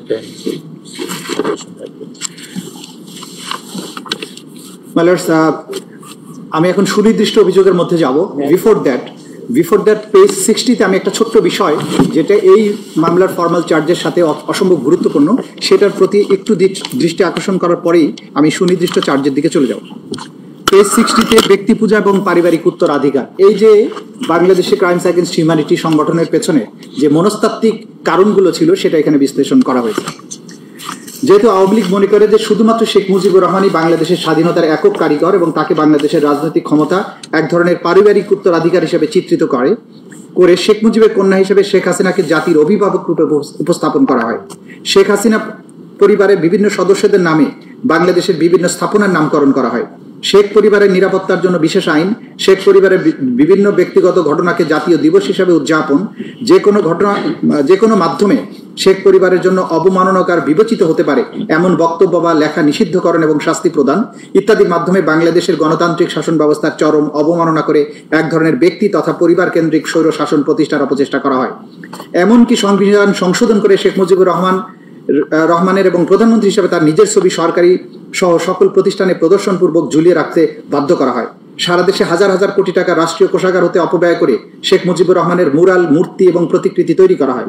শেখ মুজিবকে দেবতা স্বরূপ পূজনীয় রূপে কোমলমতি শিশুদের সামনে উপস্থাপন করার উদ্দেশ্যে শিক্ষা প্রতিষ্ঠানে মুজিবের জন্ম মৃত্যুবার্ষিকী সহ বিভিন্ন দিবস পালনে বাধ্য করা, প্রতিষ্ঠানের প্রতিকৃতি এবং মুরালের নামে মূর্তি স্থাপন স্কুলের অ্যাসেম্বলিতে শেখ মুজিবের বন্দনা গাইতে শপথনামার পরিবর্তন, সকল অফিস আদালতে মুজিব কর্নার স্থাপনে বাধ্য করা, শেখ মুজিব সংক্রান্ত বই সকল প্রতিষ্ঠানে রাখতে বাধ্য করা, সরকারি সকল নথি চিঠির উপরে শেখ মুজিবের ছবি সম্বলিত লোগো স্থাপনে সরকারি আদেশ দ্বারা বাধ্য করা, শেখ পরিবারের বিভিন্ন সদস্যদের নামে শত শত প্রতিষ্ঠান সহ রাস্তাঘাট, ব্রিজ, কালভার্টের নামকরণ, জন্ম মৃত্যু দিবস পালনে বাধ্য করা, অঙ্কন প্রতিযোগিতা, ক্রীড়া প্রতিযোগিতার নামে জাতির সামনে পূজনীয় হিসাবে উপস্থাপনের চেষ্টা করা হয়। শেখ মুজিবুর রহমানের মূর্তি স্থাপন সহ মুজিব বন্দনায় রাষ্ট্রের ৪,০০০ কোটি টাকারও বেশি খরচ হয়। সকল প্রিন্ট এবং ইলেকট্রনিক মিডিয়ায় নিয়মিতভাবে মুজিব বন্দনা প্রকাশ এবং সম্প্রচার করতে বাধ্য করা হয়। মাইলট, আমি এখন ঘটনা প্রবাহের দিকে চলে যাচ্ছি। I will jump up to page 95। আমরা ঘটনা প্রবাহর লম্বা বর্ণনা দিয়েছি, আমি এখানে ঘটনা প্রবাহ ৯ থেকে সামনের দিকে প্লেস করে যাচ্ছি। পেজ 95, প্যারাগ্রাফ নম্বর 3.9। ৩রা আগস্ট ২০২৪ সারা দেশে বিক্ষোভ মিছিল এবং শহীদ মিনারের সমাবেশ। বৈষম্য বিরোধী ছাত্র আন্দোলনের ৯ দফা দাবির পক্ষে এবং সারা দেশে ছাত্র ও সাধারণ মানুষের উপর পুলিশ এবং ছাত্রলীগের নৃশংস হামলা এবং হত্যার প্রতিবাদে ৩রা আগস্ট শনিবার বাংলাদেশের প্রায় প্রতিটি জেলা শহরে বিক্ষোভের রাজপথ উত্তাল হয়ে ওঠে। কোটা সংস্কার আন্দোলনের এই পর্বে শুধু শিক্ষার্থী নয়, শিক্ষক, অভিভাবক, আইনজীবী, সাংস্কৃতিক কর্মী, পেশাজীবী, শ্রমজীবী, সাধারণ মানুষ একসঙ্গে রাজপথে নেমে আসে। সবার মুখে এক স্লোগান, দাবি এক, দফা এক, শেখ হাসিনার পদত্যাগ। বৈষম্য বিরোধী ছাত্র আন্দোলনের ডাকে শনিবার রাজধানী সহ দেশের বিভিন্ন অঞ্চলে বিক্ষোভে উত্তাল হয়ে ওঠে। বিক্ষোভ মিছিলে যোগ দেন শিক্ষক, শিক্ষার্থী, সাংস্কৃতিক কর্মী, সাহিত্যিক থেকে শুরু করে সর্বস্তরের মানুষ। রাজধানীর আফতাবনগর, বাড্ডা, রামপুরা, বনশ্রী, মিরপুর 10, সায়েন্স ল্যাব সহ বিভিন্ন পয়েন্টে সকাল থেকে বিক্ষোভ শুরু হয়। পরে অনেক এলাকা থেকে খণ্ড খণ্ড বিক্ষোভ মিছিল নিয়ে শহীদ মিনারে জড়ো হতে থাকেন তারা। বেলা ৩টার দিকে ছাত্র জনতার ঢল নামে সেখানে। এছাড়া গাজীপুর, চট্টগ্রাম, কুমিল্লা, সিলেট, নোয়াখালী, বরিশাল, বগুড়া, রাজশাহী, ফরিদপুরে বিক্ষোভে যোগ দেন হাজারো মানুষ। এর মধ্যে অনেক জায়গায় পুলিশ বিক্ষোভকারীদের উপর দফায় দফায় হামলা চালিয়েছে। এই ঘটনায় কমপক্ষে এক ব্যবসায়ী শহীদ এবং ২৮ জন গুলিবিদ্ধ সহ ২ শতাধিক মানুষ আহত হয়েছেন। গাজীপুরে শ্রীপুরে গুলিবিদ্ধ হয়ে এক ব্যবসায়ী শহীদ হন, সেখানে পুলিশের হামলায় কমপক্ষে ২৩ জন গুলিবিদ্ধ, শতাধিক লোক আহত হয়েছেন। কুমিল্লায় ছাত্রলীগ যুবলীগের হামলায় ৫ শিক্ষার্থী গুলিবিদ্ধ, আহত হয়েছে ৩০ জন। আন্দোলনকারী শিক্ষার্থীরা বেলা ১১টার দিকে বিক্ষোভ মিছিল নিয়ে ঢাকা ময়মনসিংহ মহাসড়কে মাওনা চৌরাস্তায় উড়াল সেতুর নিচে গেলে তাদের সম্মিলিত বাধা দেয় পুলিশ, আওয়ামী লীগ এবং সংগঠনের নেতাকর্মীরা। পরে দুপুর ১২টার দিকে বিপুল সংখ্যক পুলিশ এসে শিক্ষার্থীদের উপর গুলি বর্ষণ করে। এ সময় ৯ আন্দোলনকারী গুলিবিদ্ধ হন, যাদের মধ্যে ৬ জন গুরুতর আহত ছিলেন। মাওনা শ্রীপুর সড়কের পাশে মাওনা হাইওয়ের সড়কে আন্দোলনকারীরা বিক্ষোভ প্রদর্শনকালে শ্রীপুর থানা, জেলা পরিষদ বিপুল সংখ্যক সদস্য পুলিশ এসে এলোপাতারি গুলি ছুড়ে আন্দোলনকারীদের ছত্রভঙ্গ করে। এ সময় পুলিশের গুলিতে জাহাঙ্গীর মুন্সি নামক এক লেপতোষক ব্যবসায়ী ঘটনাস্থলে শহীদ হন এবং ১৪ জন আন্দোলনকারী গুলিবিদ্ধ হন। ফরিদপুর সংঘর্ষে আহত হয় ১৫ জন। মালের আমি প্রত্যেকটা ডিস্ট্রিক্টে, এটা যে ওয়াইড স্প্রেড অ্যান্ড সিস্টেম্যাটিক ছিল, গোটা বাংলাদেশ জুড়ে ছিল, সেগুলোর সংক্ষিপ্ত বর্ণনা আমরা এখানে এনেছি। আমি নামগুলো পড়ে যাচ্ছি, কোন কোন জায়গায় কতজন মানুষ শহীদ হয়েছিলেন। ফরিদপুরে ১৫ জন, শরীয়তপুরে এখানে হামলা হয়, নওগাঁতে হয়, গাজীপুরে হয়, পঞ্চগড়ে হয়, ময়মনসিংহে হয়, হবিগঞ্জে হয়, কক্সেস বাজারে হয়, মাওলানা ভাসানী বিজ্ঞান ও প্রযুক্তি বিশ্ববিদ্যালয়ের শিক্ষার্থীরা অংশ নেয়, কুমিল্লাতে হয়, সিলেটের কোম্পানিগঞ্জ, বগুড়ায় বিক্ষোভকারীদের পুলিশ ছত্রভঙ্গ করতে কাঁদানো গ্যাসের শেল, সাউন্ড গ্রেনেড ও রাবার বুলেট ছড়ে এতে ৬ জন গুলিবিদ্ধ হয়। গতকাল বিকাল ৪টার দিকে, মানে ওই দিন তার আগের দিন, শহরের সাতমাথা থেকে মিছিল নিয়ে শহর প্রদক্ষিণের সময় ঘটনা ঘটে। ওই দিনই সেনাপ্রধান তার অধীনস্থ অফিসারদের নিয়ে একটি গুরুত্বপূর্ণ বৈঠকে বসেন এবং সেখানে জুলাই বিপ্লবে আন্দোলনকারীদের উপরে গুলি ছোড়ার বিষয়ে সেনাবাহিনীর অফিসাররা অনাগ্রহ প্রকাশ করলে সেনাপ্রধান রক্তপাত না ঘটানোর সিদ্ধান্ত গ্রহণ করেন। তৎকালীন প্রধানমন্ত্রী আসামি, এইটা আমার ৪ তারিখের আমরা বর্ণনা দিচ্ছি, সরি আমি ৩ তারিখে বর্ণনা দিচ্ছি। তৎকালীন প্রধানমন্ত্রী আসামি শেখ হাসিনা, তৎকালীন স্বরাষ্ট্রমন্ত্রী আসাদুজ্জামান খান কামাল, তৎকালীন আইজিপি আব্দুল আল মামুন উল্লেখিত অপরাধ সংগঠনের উস্কানি, প্ররোচনা, উৎসাহ, সর্বোপরি তাদের অধস্তনদের নির্দেশ প্রদানের মাধ্যমে উপরোক্ত মানবতা বিরোধী অপরাধ সংগঠন করেছে। ঘটনা ১০, ৪ আগস্ট ২০২৪ অসহযোগ আন্দোলন এবং ইতিহাসের জঘন্যতম হত্যাকাণ্ড। সকাল ১০টা থেকেই শাহবাগে শেখ মুজিব বিশ্ববিদ্যালয়ের হাসপাতালের সামনে ছাত্রলীগ, আওয়ামী লীগ এবং নেতাকর্মীরা জড়ো হতে সশস্ত্র অবস্থানে থাকে। তারা রিভলভার, পিস্তল, শটগান, কাটার রাইফেল, রড, রামদা, বিভিন্ন ধরনের দেশীয় অস্ত্রশস্ত্র নিয়ে অবস্থান নেয়। আন্দোলনকারীরা শাহবাগে পৌঁছালে ছাত্রলীগ নেতাকর্মীরা তাদের মারধর করে। পরবর্তীতে ছাত্রদের উপর দায় চাপানোর জন্য হাসপাতালের ভেতরে আগুন লাগিয়ে দেয় সন্ত্রাসীরা। একই সময় বাংলা মোটর, আজিমপুর, খিলগাঁও, মোহাম্মদপুর, উত্তরা, টিকাটুলি, যাত্রাবাড়ি, ফার্মগেট, কারওয়ান বাজার, মিরপুর ১০, শাহবাগ এলাকায় সংঘর্ষ ছড়িয়ে পড়ে। হামলা, গুলি, গ্রেনেড এবং লাশ। বাংলা মোটরে আওয়ামী লীগ নেতাকর্মীরা প্রকাশ্যে গুলি ছোড়ে আন্দোলনকারীদের ছত্রভঙ্গ করে দেয়। আজিমপুরে হাসিবুর রহমান মানিকের নেতৃত্বে আওয়ামী লীগ নেতাকর্মীরা শিক্ষার্থীদের উপর নৃশংস হামলা চালায়। উত্তরায় শিক্ষার্থীদের উপর চালানো গুলিতে অন্তত 18 জন গুলিবিদ্ধ হয়ে হাসপাতালে ভর্তি হন। মোহাম্মদপুর বাস স্ট্যান্ডে আওয়ামী লীগ কর্মীরা লাঠি এবং দেশীয় অস্ত্র নিয়ে জড়ো হয়ে পুলিশকে সহযোগিতা করে নিরস্ত্র শিক্ষার্থীদের উপর হামলা চালায়।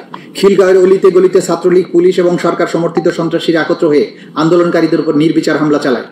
সকাল 10টার পরে ধানমন্ডি 2 নম্বর সিটি কলেজ সায়েন্স ল্যাব এলাকায় জড়ো হতে থাকে ULAB, Stamford, Dhaka college, Eden মহিলা college, Dhanmondi ideal college, Dhaka city college, Birshreshtha Munshi Abdur রব কলেজ, বীরশ্রেষ্ঠ নূর মোহাম্মদ পাবলিক কলেজ সহ আশেপাশের বিভিন্ন সরকারি বেসরকারি শিক্ষা প্রতিষ্ঠানের শিক্ষার্থীরা। পুলিশ, ছাত্রলীগ, যুবলীগ এবং আওয়ামী লীগের সমর্থিত নেতাকর্মীদের নৃশংস হামলায় যুদ্ধক্ষেত্রে পরিণত হয় রাজধানীর মিরপুর 10 এলাকা। পুলিশ এবং আওয়ামী লীগ নেতাকর্মীদের ইট পাটকেল নিক্ষেপ, টিয়ারশেল, রাবার বুলেট, গুলি ছুটতে ছুটতে একজনের মৃত্যু হয়। সিলেট, রংপুর, পাবনা, কিশোরগঞ্জ, মুন্সিগঞ্জ, সিরাজগঞ্জ, কক্সবাজার, বরিশাল, বগুড়া, শেরপুর, ভোলা, জয়পুরহাট, সাভার, হবিগঞ্জ সহ মোট 19 জেলায় সহিংসতায় শহীদ হন অন্তত 91 জন। বেশিরভাগই শিক্ষার্থী, নিরস্ত্র আন্দোলনকারী। শহীদদের মধ্যে বহুজন সরকারি বাহিনীর গুলিতে প্রাণ হারান। সরকারের কঠোর দমন পীড়নের পদক্ষেপ হিসেবে বিকাল 6টা থেকে অনির্দিষ্টকালের জন্য কারফিউ জারি করা হয়। সারাদিন আহত এবং শহীদদের বহন করে ঢাকা মেডিকেল কলেজে মিনিটে মিনিটে আসতে থাকে অ্যাম্বুলেন্স। আন্দোলনকারীরা শহীদ মিনার থেকে শাহবাগের দিকে মিছিলে গিয়ে চিৎকার করতে থাকেন, আমার ভাই মরলে কেন, শেখ খুনি হাসিনা জবাব দে, এক দফা দাবি এক, শেখ হাসিনার পদত্যাগ। ওই দিন বর্ণিত স্থানসমূহের বাইরেও খুলনা, বাগেরহাট, ঝালকাঠি, বরিশাল সহ শহরের অধিকাংশ আইন শৃঙ্খলা বাহিনীর ছত্রছায়ায় আওয়ামী ক্যাডাররা সশস্ত্র আক্রমণ চালালে মারাত্মক জখমের শিকার হয়।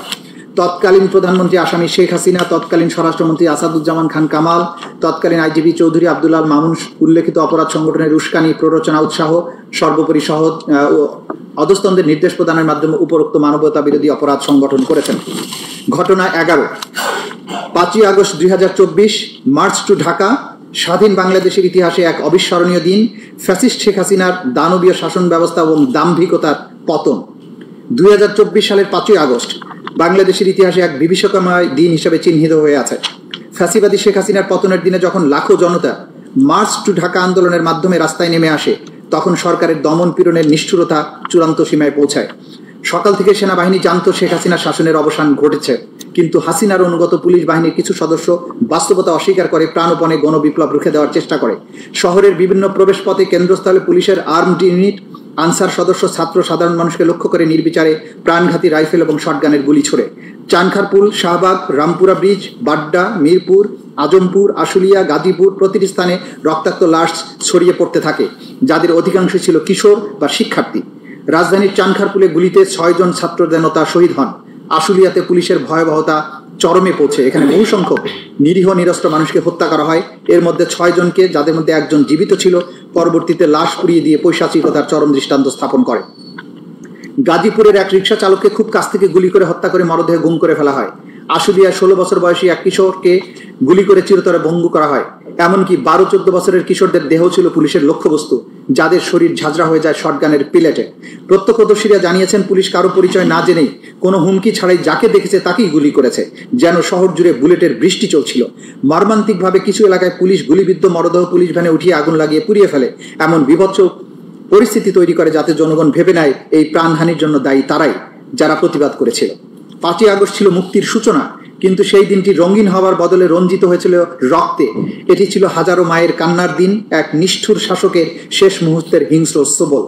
এই দিন সারা দেশে স্বৈরাচারী শেখ হাসিনার নির্দেশে তার অনুগত পুলিশ বাহিনীর কিছু সদস্য, আওয়ামী লীগ, ছাত্রলীগ, আওয়ামী লীগের অঙ্গ সংগঠন সমূহের সশস্ত্র সন্ত্রাসীরা বিভিন্ন শহর এবং অঞ্চলে নিরীহ নিরস্ত্র ছাত্র জনতার উপরে নির্বিচারে হামলা চালালে শত শত মানুষ নিহত হয়, হাজার হাজার মানুষ গুরুতর জখমপ্রাপ্ত হয়। তৎকালীন প্রধানমন্ত্রী আসামি শেখ হাসিনা, তৎকালীন স্বরাষ্ট্রমন্ত্রী আসাদুজ্জামান খান কামাল, তৎকালীন আইজিপি চৌধুরী আব্দুল্লাল মামুন উল্লিখিত অপরাধ সংগঠনের উস্কানি, প্ররোচনা, উৎসাহ, সর্বোপরি সহায়তা, অধস্তনদের নির্দেশ প্রদানের মাধ্যমে উপরোক্ত মানবতা বিরোধী অপরাধ সংগঠন করেছেন। চিকিৎসা প্রদানে বাধা। তৎকালীন আওয়ামী ফ্যাসিস্ট সরকারের বিভিন্ন বাহিনী এবং আওয়ামী লীগের বিভিন্ন অঙ্গ সংগঠনের সশস্ত্র ক্যাডারদের আক্রমণে চলমান আন্দোলনে আহত এবং গুরুতরভাবে জখমপ্রাপ্ত ব্যক্তিদের চিকিৎসা গ্রহণে বাধা প্রদান করে। প্রত্যক্ষদর্শীদের বিবরণ এবং ভিডিও থেকে প্রমাণ জানা যায়, পুলিশের ডিটেকটিভ ব্রাঞ্চ, ডিজিএফআই, এনএসআই এবং আওয়ামী লীগের সমর্থকেরা এই চিকিৎসা সহায়তায় বাধা প্রদান করে। চিকিৎসা সহায়তায় বাধাগ্রস্ত করার জন্য অ্যাম্বুলেন্স আটকে দেওয়া, হাসপাতাল এলাকায় অবস্থান নিয়ে বিক্ষোভকারীদের তথ্য সংগ্রহ করা, যে রোগীদের জরুরি চিকিৎসার প্রয়োজন তাদের চিকিৎসা না দিয়ে গ্রেপ্তার করা এবং চিকিৎসা প্রদানকারী কর্মীদের ভয় দেখানো হয়। তার অংশ হিসাবে চিকিৎসা প্রদানকারী চিকিৎসককে দুর্গম অঞ্চলে বদলি করা হয়। ডিজিএফআই এনএসআই এর সহ গোয়েন্দা ও নিরাপত্তা সংস্থাগুলো হাসপাতালগুলোতে অভিযান চালিয়ে মেডিকেল রেকর্ড জব্দ করে এবং চিকিৎসা প্রদানকারী কর্মীদের মিথ্যা রিপোর্ট তৈরি করতে বা চিকিৎসা প্রদানে অস্বীকার করতে চাপ দেয়। এই ধরনের ইচ্ছাকৃত চিকিৎসা সেবা ব্যবস্থা ব্যাহত করার ফলে আহত জখম গুরুতর আকার ধারণ করে এবং অনেকে মৃত্যুর ঘটনা ঘটে। ভুক্তভোগী এবং প্রত্যক্ষদর্শীদের বিবরণ ইঙ্গিত করে যে পুলিশ প্রায়ই চিকিৎসা সহায়তা দিতে ইচ্ছাকৃতভাবে বাধা দিয়েছে, যেমনটা শেখ আসহাবুল ইয়ামিনের মৃত্যুর ঘটনায় দেখা যায়। ডিজিএফআই, এনএসআই, ডিটেকটিভ ব্রাঞ্চ এবং অন্যান্য সংস্থা হাসপাতালগুলোতে নজরদারিতে অংশ নেয়। তারা গুলিবিদ্ধ রোগীদের শনাক্ত করে চিকিৎসা কর্মী এবং আহতদের জিজ্ঞাসাবাদ করে তাদের আঙ্গুলের ছাপ নেয়। কোনো আইনি প্রক্রিয়া ছাড়াই বিক্ষোভকারী শনাক্ত, নিরাপত্তা বাহিনী সহিংসতার প্রমাণ লুকাতে তারা চিকিৎসার নথি এবং অনেক হাসপাতালের সিসিটিভি ফুটেজ ধ্বংস করে ফেলে। আহত বিক্ষোভকারীদের যথাযথ চিকিৎসা না দিতে চিকিৎসা কর্মীদের উপর চাপ দেওয়া হয়। আহতদের আঘাতের কারণ সঠিকভাবে লিপিবদ্ধ না করতে চাপ দেওয়া হয়। একাধিক সাক্ষ্যের মাধ্যমে জানা যায় যে এটি ঊর্ধ্বতন মহলের নির্দেশে করা হয় এবং এর মধ্যে হাসপাতাল পরিদর্শনে আসা ঊর্ধ্বতন কর্মকর্তারাও ছিলেন। নিরাপত্তা বাহিনী এবং বিভিন্ন গোয়েন্দা সংস্থা বিভিন্ন হাসপাতালে একই ধরনের বাধা প্রয়োগ করেছে, যা থেকে প্রতীয়মান হয় উপর মহল থেকে সকল স্থানে একই কৌশল অবলম্বন করতে বলা হয়েছে। কোন এক হাসপাতালে গুলিবিদ্ধ হয়ে মারা যাওয়া ব্যক্তিদের মৃত্যুকে দুর্ঘটনা হিসেবে রেকর্ড করার নির্দেশ দেওয়া হয়। নির্দেশ না মানলে চিকিৎসা কর্মীদের বিরুদ্ধে মামলা করার হুমকি দেওয়া হয়। অন্য একটি হাসপাতালে পুলিশের নির্দেশ দেওয়া ছিল যে গুলিবিদ্ধ কাউকে ভর্তি না করার।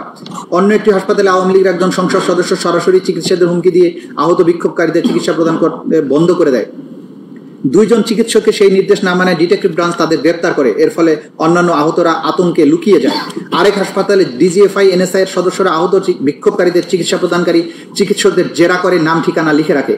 একটা হাসপাতালে যেখানে বিক্ষোভকারীরা চিকিৎসা নিচ্ছিল সেখানে 18 জুলাই একটি অজ্ঞাতনামা ব্যক্তি ফোন করে চিকিৎসা বন্ধ করতে হুমকি প্রদান করে।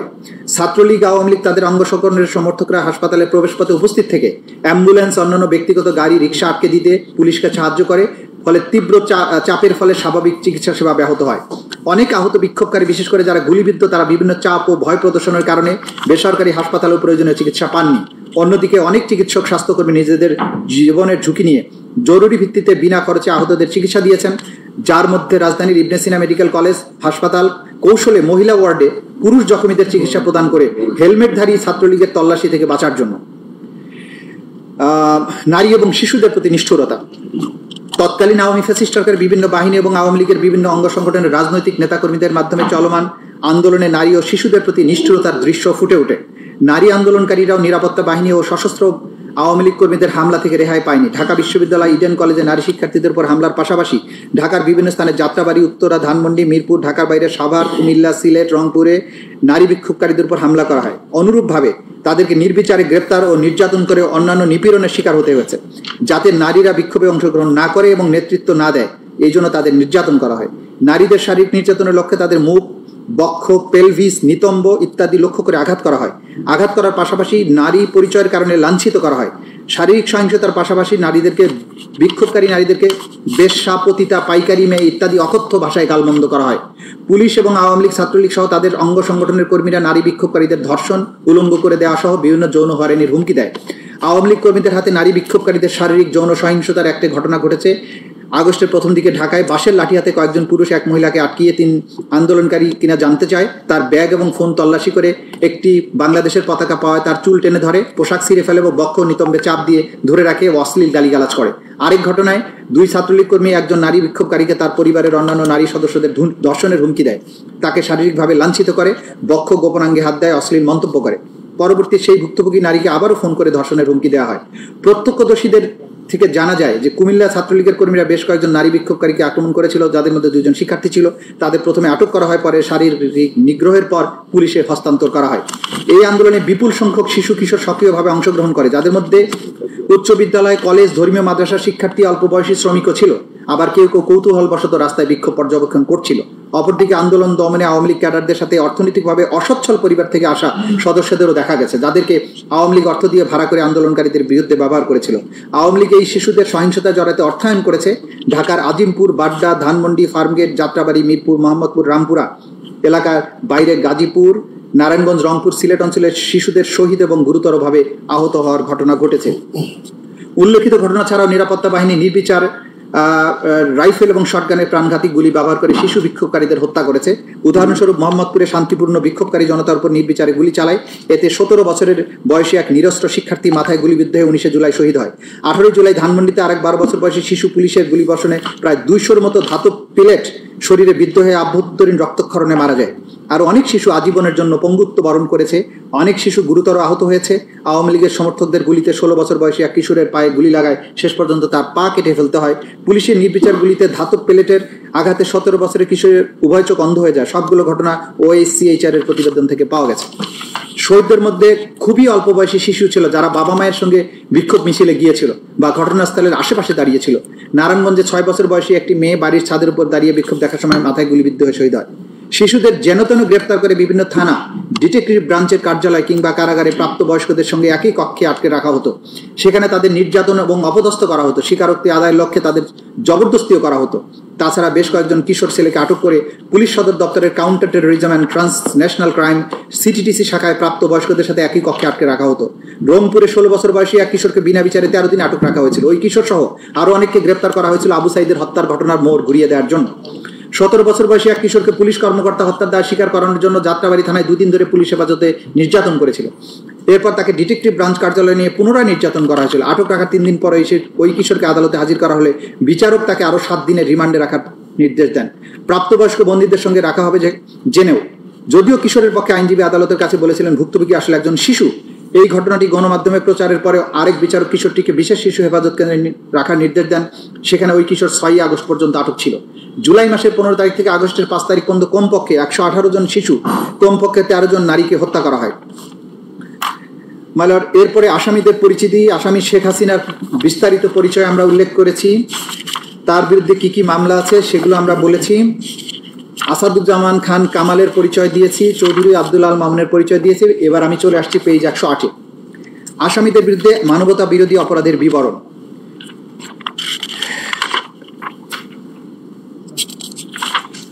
মাই লর্ড, এইটা মোরলেস এটা এসে গেছে। আমি 110 থেকে আসছি। 110-এ অপরাধ সংগঠনে আসামিদের যৌথ দায় এবং ঊর্ধ্বতন অবস্থান, জয়েন্ট ক্রিমিনাল এন্টারপ্রাইজ এবং কমান্ড রেসপন্সিবিলিটি। বাংলাদেশের তৎকালীন প্রধানমন্ত্রী তথা নির্বাহী বিভাগের প্রধান, বাংলাদেশ আওয়ামী লীগের সভাপতি এবং 14 দলীয় জোট প্রধান হিসেবে আসামি শেখ হাসিনা ছিলেন সকল ক্ষমতা এবং কর্তৃত্বের সর্বোচ্চ কেন্দ্রবিন্দু। একজন ফ্যাসিস্ট শাসক হিসেবে সকল গুরুত্বপূর্ণ সিদ্ধান্ত তিনি এককভাবে গ্রহণ করতেন। তার সকল রাজনৈতিক এবং প্রশাসনিক সিদ্ধান্ত বাস্তবায়ন এবং সমর্থনের মাধ্যমে অধীনস্থরা তাকে সন্তুষ্ট করে তার কৃপা দৃষ্টি লাভ করার জন্য সর্বদা সচেষ্ট থাকত। জুলাই বিপ্লবে সংগঠিত সকল মানবতা বিরোধী অপরাধের প্রধান এবং একমাত্র কারণ ছিল যে কোনো মূল্যে শেখ হাসিনাকে ক্ষমতায় টিকিয়ে রাখা। সেদিক দিকে বিবেচনা করলে জুলাই বিপ্লবে সংগঠিত সকল অপরাধের নিউক্লিয়াস ছিলেন শেখ হাসিনা। তার অধীনস্থ অন্যান্য অপরাধীরা বিশ্বাস করত যে শেখ হাসিনা ক্ষমতায় টিকে থাকলে তারাও টিকে থাকবে এবং সকল অপরাধ করা সত্ত্বেও তারা নিরাপদে থাকবে এবং আনুগত্যের জন্য পুরস্কৃত হবে। শেখ হাসিনা ছিলেন সকল অপরাধীর প্রাণভোমরা। তৎকালীন স্বরাষ্ট্রমন্ত্রী, আওয়ামী লীগের নেতা এবং অন্যতম নীতি নির্ধারক কুখ্যাত গ্যাং অফ 4-এর অন্যতম সদস্য ছিলেন আসামি আসাদুজ্জামান খান কামাল। জুলাই বিপ্লব চলাকালে আন্দোলন দমনে শেখ হাসিনা নেওয়া সকল পদক্ষেপ বাস্তবায়নের সিদ্ধান্ত হতো আসামি আসাদুজ্জামান খান কামালের নেতৃত্বাধীন কোর কমিটির বৈঠকে, যা তার ধানমন্ডির বাসায় অনুষ্ঠিত হতো। স্বরাষ্ট্রমন্ত্রী হিসেবে আইন শৃঙ্খলা বাহিনীর পূর্ণ নিয়ন্ত্রক ছিলেন আসামি আসাদুজ্জামান খান কামাল। তৎকালীন আইজিপি চৌধুরী আব্দুল আল মামুন ছিলেন পুলিশের প্রধান হিসেবে আইন শৃঙ্খলা বাহিনীর অন্যতম নিয়ন্ত্রক এবং স্বরাষ্ট্রমন্ত্রীর সহযোগী। আন্দোলন দমনে নিরস্ত্র ছাত্র জনতার উপর নির্বিচারে গুলিবর্ষণের সিদ্ধান্ত বাস্তবায়ন হচ্ছে কিনা তা তারা সার্বক্ষণিকভাবে তত্ত্বাবধানের অংশ হিসেবে সরজমিনে পরিদর্শনে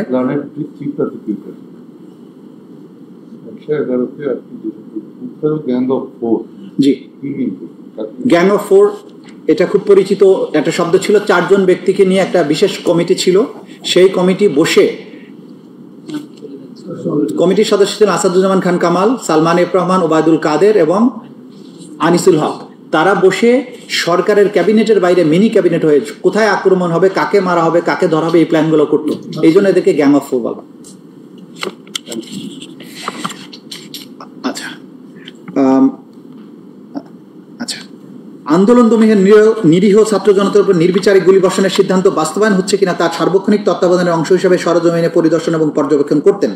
আন্দোলন চলাকালে 27শে জুলাই 2024 খ্রিস্টাব্দে যাত্রাবাড়ি থানার সামনে আন্দোলন দমনে আইন শৃঙ্খলা বাহিনী ব্যবস্থা তদারকি করতে গেলে মোবাইলে ধারণকৃত আন্দোলন ছাত্র জনতাকে গুলি করার হত্যা করার ভিডিও আসামি আসাদুজ্জামান কামাল এবং চৌধুরী আব্দুল আল মামুন ও স্বরাষ্ট্র সচিব জাহাঙ্গীর আলমকে প্রদর্শন করেন ওয়ারি জোনের ডিসি ইকবাল। এবং মাইলট সেটা বিখ্যাত সেই কথা যে যেখানে ভিডিও হত্যা করার ভিডিও দেখিয়ে বলা হচ্ছিল, স্যার গুলি করি মরে একটাই যায়, বাকিটি যায় না স্যার, এটাই স্যার আতঙ্কের বিষয়। এটা ছিল সেই ভিডিও। প্রধানমন্ত্রী হিসেবে আসামি শেখ হাসিনা ওয়ারিতে প্রধানমন্ত্রী হিসেবে আসামি শেখ হাসিনা, স্বরাষ্ট্রমন্ত্রী হিসেবে আসাদুজ্জামান খান কামাল এবং আইজিপি হিসেবে চৌধুরী আব্দুল আল মামুন ঊর্ধ্বতন অবস্থানে থেকে যৌথ নির্দেশনায় জয়েন্ট ক্রিমিনাল এন্টারপ্রাইজ এবং কমান্ড রেসপন্সিবিলিটির মাধ্যমে তাদের অধীনস্থ নিয়ন্ত্রণাধীন সশস্ত্র আওয়ামী ক্যাডার আইন শৃঙ্খলা বাহিনীর সদস্যদের মাধ্যমে দেশব্যাপী প্রাণঘাতী অস্ত্র ব্যবহার করে নিরীহ নিরস্ত্র ছাত্র জনতার উপর গুলি চালিয়ে 1.5 সহস্রাধিক মানুষকে নৃশংসভাবে হত্যা করে। তদন্তপ্রাপ্ত ঘটনা এবং প্রমাণাদির আলোকে ইন্টারন্যাশনাল ক্রাইমস ট্রাইব্যুনালস অ্যাক্ট 1973-এর 3-এর 2 ধারার অধীনে সংঘটিত অপরাধসমূহ আসামি শেখ হাসিনা, আসাদুজ্জামান কামাল, আসামি চৌধুরী আব্দুল আল মামুনের বিরুদ্ধে উল্লেখিত আইনের 4-এর 2, 4-এর 3 ধারায় ঊর্ধ্বতন অবস্থান এবং আইনগত দায় সুস্পষ্টভাবে প্রতীয়মান হয়। তদন্তে গৃহীত ব্যবস্থা মাইলট আমি স্কেপ করে যাচ্ছি, এখানে লম্বা ব্যবস্থা আমরা কখন কী কী করেছি সেগুলো বলেছি। আমি চলে আসছি পেজ 114-তে। আসামিদের কর্তৃক সংগঠিত সুনির্দিষ্ট মানবতা বিরোধী অপরাধ সমূহ, পেজ 114। তদন্তকালে আসামি শেখ হাসিনা, আসামি আসাদুজ্জামান খান কামাল, আসামি চৌধুরী আব্দুল আল মামুনদের বিরুদ্ধে আরও অন্যান্য অভিযোগ ছাড়াও নিম্নলিখিত সুনির্দিষ্ট মানবতা বিরোধী অপরাধ সংগঠনের প্রাথমিক সত্যতা পাওয়া গেছে। সুনির্দিষ্ট অপরাধ 1, 14 জুলাই 2024 খ্রিস্টাব্দে গণভবনে আয়োজিত সংবাদ সম্মেলনে আসামি শেখ হাসিনার উস্কানিমূলক বক্তব্য প্রদান, এর প্রেক্ষিতে আসাদুজ্জামান খান কামাল, আসামি চৌধুরী আব্দুল আল মামুন সহ তৎকালীন সরকারের অন্যান্য ঊর্ধ্বতন কর্তৃপক্ষের প্ররোচনা, সহায়তা, সম্পৃক্ততায় তাদের অধীনস্থ নিয়ন্ত্রণাধীন আইন শৃঙ্খলা বাহিনীর সদস্য সশস্ত্র আওয়ামী সন্ত্রাসী কর্তৃক ব্যাপক মাত্রায় এবং পদ্ধতিগতভাবে নিরীহ নিরস্ত্র ছাত্র জনতার উপর আক্রমণের অংশ হিসাবে murder, attempt to murder, torture, inhuman acts করার অপরাধ সমূহ সংগঠনের প্ররোচনা, অ্যাবেটমেন্ট, উস্কানি, সহায়তা, সম্পৃক্ততা, অপরাধ সংগঠন প্রতিরোধে ব্যর্থতা, অপরাধ সংগঠনের জন্য দায়ী ব্যক্তিদের শাস্তি প্রদান না করা, ফেইলিয়ার টু পানিশ, এবং ষড়যন্ত্র করার অপরাধ যা আসামিদের জ্ঞাতসারে সংগঠিত। ঘটনাস্থল 1, গণভবন এবং সমগ্র বাংলাদেশ। ঘটনার তারিখ এবং সময় 14 জুলাই 2024 খ্রিস্টাব্দ থেকে 5 আগস্ট 2024। অপরাধের ধরন হত্যা, মার্ডার, হত্যা চেষ্টা, অ্যাটেম্পট টু মার্ডার, নির্যাতন, টর্চার, অন্যান্য অমানবিক আচরণ, ইনহিউম্যান অ্যাক্টস করার অপরাধসমূহ সংগঠনের প্ররোচনা, অ্যাবেটমেন্ট, উস্কানি, ইনসাইটমেন্ট, সহায়তা, ফ্যাসিলিটেট, সম্পৃক্ততা, কমপ্লিসিটি, অপরাধ সংগঠন এবং প্রতিরোধে ব্যর্থতা, ফেইলিউর টু প্রিভেন্ট, ষড়যন্ত্র, কনস্পিরেসি মাধ্যমে the international crimes tribunals act 1973 এর 32AGH 414243 ধারার মানবতা বিরোধী অপরাধ সংগঠন, যা এই আইনের 20-এর 2 এবং 20-এর A ধারায় শাস্তিযোগ্য। আসামিদের নাম শেখ হাসিনা, আসাদুজ্জামান খান কামাল, চৌধুরী আব্দুল আল মামুন। অভিযোগের বিবরণ: 2024 সালে সরকারি চাকরিতে কোটা প্রদার যৌক্তিক সংস্কারের দাবিতে আন্দোলন চলাকালে 14 জুলাই 2024 তারিখ গণভবনে তৎকালীন প্রধানমন্ত্রী, আওয়ামী লীগ সভাপতি, 14 দলীয় জোট প্রধান আসামি শেখ হাসিনা সংবাদ সম্মেলনের আয়োজন করেন। উক্ত সংবাদ সম্মেলনে তিনি শিক্ষার্থীদের যৌক্তিক কোটা সংস্কার দাবি প্রসঙ্গে অবজ্ঞাসূচক এবং হিংসাত্মক বক্তব্য প্রদান করেন। বিশেষত আন্দোলন দমনের উদ্দেশ্যে তিনি সাধারণ শিক্ষার্থীদের রাজাকারের বাচ্চা, রাজাকারের নাতিপুতি বলে গালি দেওয়ার মাধ্যমে প্রকারান্তরে নিরীহ নিরস্ত্র আন্দোলনকারী ছাত্র জনতাকে রাজাকারের সাহেবে আখ্যায়িত করে তাদের নির্মূলের প্ররোচনা দেন। শেখ হাসিনার উপরোক্ত উস্কানিমূলক ও হিংসাত্মক বক্তব্যের প্রেক্ষিতে ছাত্রলীগের সশস্ত্র সন্ত্রাসীরা ঢাকা বিশ্ববিদ্যালয় এলাকায় শান্তিপূর্ণ আন্দোলনকারী শিক্ষার্থীদের উপরে হামলা চালায়। সেই সময় আসামি আসাদুজ্জামান খান কামাল, চৌধুরী আব্দুল আল মামুনের অধীনস্থ নিয়ন্ত্রণাধীন আইন শৃঙ্খলা রক্ষাকারী বাহিনীর সশস্ত্র ছাত্রলীগের সন্ত্রাসীদের বিরুদ্ধে কোনো ব্যবস্থা গ্রহণ না করে তাদেরকে উপরোক্ত অপরাধ সংগঠনে সহায়তা করে। পরবর্তীতে আওয়ামী লীগের সাধারণ সম্পাদক ওবায়দুল কাদের সহ তৎকালীন সরকারের বিভিন্ন মন্ত্রী, এমপি ও আওয়ামী লীগ 14 দলীয় জোটের বিভিন্ন পর্যায়ের নেতৃবৃন্দ শেখ হাসিনার উপরোক্ত উস্কানিমূলক বক্তব্যে উদ্বুদ্ধ হয়ে সশস্ত্র সন্ত্রাসীদের মাধ্যমে সারা দেশে শান্তিপূর্ণ আন্দোলনকারী ছাত্র জনতার উপর হামলা চালায়। শেখ হাসিনার উপরোক্ত উস্কানিমূলক বক্তব্যের প্রেক্ষিতে তৎকালীন সরকারের স্বরাষ্ট্রমন্ত্রী আসাদুজ্জামান খান কামাল, তৎকালীন আইজিপি চৌধুরী আব্দুল আল মামুন তাদের অধীনস্থ আইন শৃঙ্খলা বাহিনীর সদস্যদের নিরীহ নিরস্ত্র আন্দোলনকারীদের উপর সশস্ত্র আক্রমণ চালানোর নির্দেশনা প্রদান করেন। এই সকল সশস্ত্র আক্রমণের ধারাবাহিকতায় 5 আগস্ট 2024 পর্যন্ত সারা দেশে 1.5 সহস্রাধিক মানুষকে হত্যা করা হয়, 25 সহস্রাধিক মানুষকে গুরুতর জখম করা হয়। এই আক্রমণে অনেকে স্থায়ীভাবে অঙ্গহানি এবং অন্ধত্ব বরণ করা সহ চিরতরে পঙ্গু হয়ে যায়। আসামি শেখ হাসিনার উক্ত উস্কানিমূলক বক্তব্য উদ্বুদ্ধ হয়ে আসামি আসাদুজ্জামান খান কামাল, চৌধুরী আব্দুল আল মামুনের সুযোগ করে দেওয়ার মতে তাদের অধীনস্থ নিয়ন্ত্রণাধীন আওয়ামী লীগ ও 14 দলীয় দলের সশস্ত্র ক্যাডার বাহিনী, আইন শৃঙ্খলা বাহিনী বিভিন্ন হাসপাতালে গিয়ে আহতদের চিকিৎসা গ্রহণে, ডাক্তারদের চিকিৎসা প্রদানে বাধা প্রদান, নিহতদের সুরতহাল পোস্টমর্টেম করতে কিংবা রিপোর্টে মৃত্যুর সঠিক কারণ উল্লেখ করতে বাধা প্রদান করে, নিহতদের মৃত্যুর সনদে সঠিক কারণ লিখতে প্রতিবন্ধকতা সৃষ্টি করে, ভিন্ন কারণ লিখতে বাধ্য করে, নিহতদের জানাজা এবং কবরস্থ করতে বাধা দেয়, নিহতদের স্বজনের কাছে মৃতদেহ হস্তান্তর না করে বেওয়ারিশ লাশ হিসাবে গণকবরে দাফন করা, লাশ গুম করার উদ্দেশ্যে আগুন দিয়ে পুড়িয়ে দেওয়ার মাধ্যমে অমানবিক আচরণ বা আদার ইনহিউম্যান অ্যাক্টস করার অপরাধসমূহ সংগঠন করে। মানে আদার ইনহিউম্যান অ্যাক্টস বলছে যে এই লাশ পুড়িয়ে দেওয়া, জানাজা করতে না দেয়া, দাফন করতে না দেয়া, এগুলো আদার ইনহিউম্যান অ্যাক্টস যেগুলো আন্তর্জাতিক আইনে সংজ্ঞায়িত, রোম স্ট্যাটিউটে সংজ্ঞায়িত, সেগুলো তারা সংগঠন করেছে। না, কোনো নেক্সাসের প্রবলেম নাই, এটা অ্যাবসুলুটলি নেক্সাস আছে এবং এই নির্দেশগুলো আমরা প্রমাণ করি। এগুলো তো সাক্ষাতে যাবো, আমরা চার্জ যেটা নিয়ে আসছি সেটা একটু দেখেন শুধু। বাংলাদেশের তৎকালীন প্রধানমন্ত্রী তথা নির্বাহী বিভাগের সর্বোচ্চ স্থান থেকে রাজনৈতিকভাবে বাংলাদেশ আওয়ামী লীগ এবং তার অঙ্গ সংগঠনসমূহের দলীয় প্রধান এবং 14 দলীয় জোটের প্রধান হিসাবে সুপিরিয়র স্ট্যাটাস থেকে আসামি শেখ হাসিনার উক্ত উস্কানিমূলক বক্তব্য, ষড়যন্ত্রমূলক পরিকল্পনা ও নির্দেশনায় তার অধীনস্থ নিয়ন্ত্রণাধীন রাজনৈতিক ক্যাডার বাহিনী, তৎকালীন স্বরাষ্ট্রমন্ত্রী আসাদুজ্জামান খান কামাল, কোর কমিটি এবং গ্যাং অফ ফোরের সদস্য, পুলিশ প্রধান তৎকালীন আইজিপি চৌধুরী আব্দুল আল মামুন তাদের অধীনস্থ নিয়ন্ত্রণাধীন আইন শৃঙ্খলা রক্ষাকারী বাহিনীর মাধ্যমে ঢাকা শহর থেকে শুরু হয়ে ব্যাপক মাত্রায় ওয়াইড স্প্রেড এবং পদ্ধতিগতভাবে সিস্টেম্যাটিক সমগ্র দেশব্যাপী আন্দোলনরত নিরীহ নিরস্ত্র ছাত্র জনতার উপর হত্যার চেষ্টা, নির্যাতন এবং অমানবিক আচরণ সহ মানবতা বিরোধী অপরাধ পরিচালিত হয়। উল্লেখিত আক্রমণ সহ অপরাধ আসামিদের জ্ঞাতসারে পরিচালিত হয়। এহেনে কাজের মাধ্যমে আসামিগণ হত্যার প্রচেষ্টা, নির্যাতন, অমানবিক আচরণ করার অপরাধসমূহ সংগঠনের প্ররোচনা, সহায়তা, ফ্যাসিলিটেট, অপরাধ সংগঠনের প্রতিরোধে ব্যর্থতা, ষড়যন্ত্রের মাধ্যমে the international crimes tribunal act 1973-এর 3-2 4 1, 2, 3 ধারার মানবতা বিরোধী অপরাধ সংগঠন করে, যা এই আইনের 20-2 এবং 20 ধারায় শাস্তিযোগ্য। সুনির্দিষ্ট অপরাধ 2, আসামি শেখ হাসিনা কর্তৃক ছাত্র জনতার উপর হেলিকপ্টার, ড্রোন এবং প্রাণঘাতী অস্ত্র বা লিথাল ওয়েপন ব্যবহারের মাধ্যমে আন্দোলনকারীদের হত্যা ও নির্মূলের নির্দেশ তৎকালীন স্বরাষ্ট্রমন্ত্রী আসাদুজ্জামান খান কামাল, তৎকালীন আইজিপি চৌধুরী আব্দুল আল মামুন কর্তৃক আসামি শেখ হাসিনার উক্ত নির্দেশ বাস্তবায়নে তাদের নিয়ন্ত্রণাধীন এবং অধীনস্থ আইন শৃঙ্খলা বাহিনীর সদস্যদের নির্দেশনা দিয়ে কার্যকর করার মাধ্যমে অপরাধ সংগঠনের নির্দেশ, অর্ডার, সহায়তা, ফ্যাসিলিটেট, সম্পৃক্ততা, কমপ্লিসিটি এবং ষড়যন্ত্র, কনস্পিরেসির মাধ্যমে মানবতা বিরোধী অপরাধ সংগঠন করেছে, যা তাদের জ্ঞাতসারে কার্যকর করা হয়েছে। ঘটনাস্থল গণভবন এবং ঢাকা বিশ্ববিদ্যালয় ভিসির বাসভবন এবং সমগ্র বাংলাদেশ। এটা তার অর্ডারের চার্জ। এটা অপরাধের ধরন murder, attempt to murder, confinement, torture, abduction, other inhuman act. এইগুলো করার জন্য তারা যা করেছেন সেগুলো হচ্ছে অর্ডার, ফ্যাসিলিটেট, কমপ্লিসিটি, কনস্পিরেসি, যেগুলো ইন্টারন্যাশনাল ক্রাইমস ট্রাইব্যুনাল অ্যাক্ট 1973-এর 3-2A GH 414243 ধারার মানবতা বিরোধী অপরাধ, যা একই আইনের 20(2) 20(A) ধারায় শাস্তিযোগ্য। আসামিদের নাম শেখ হাসিনা, আসাদুজ্জামান খান কামাল, চৌধুরী আব্দুল আল মামুন। অভিযোগের বিবরণ: 2024 সালের 14 জুলাই রাতে তৎকালীন প্রধানমন্ত্রী, আওয়ামী লীগ সভাপতি, 14 দলীয় জোট প্রধান শেখ হাসিনা, ঢাকা বিশ্ববিদ্যালয়ের তৎকালীন ভাইস চ্যান্সেলর SM মাকসুদ কামালের মধ্যে অনুষ্ঠিত এক ফোন আলাপায় দেখা যায় আসামি শেখ হাসিনা ক্ষমতার শীর্ষে থেকে রাষ্ট্রের প্রধান নির্বাহী পদে থেকে কোটা সংস্কারের দাবিতে দেশব্যাপী চলমান বৈষম্য বিরোধী ছাত্র শান্তিপূর্ণ শেখ হাসিনার আন্দোলনরত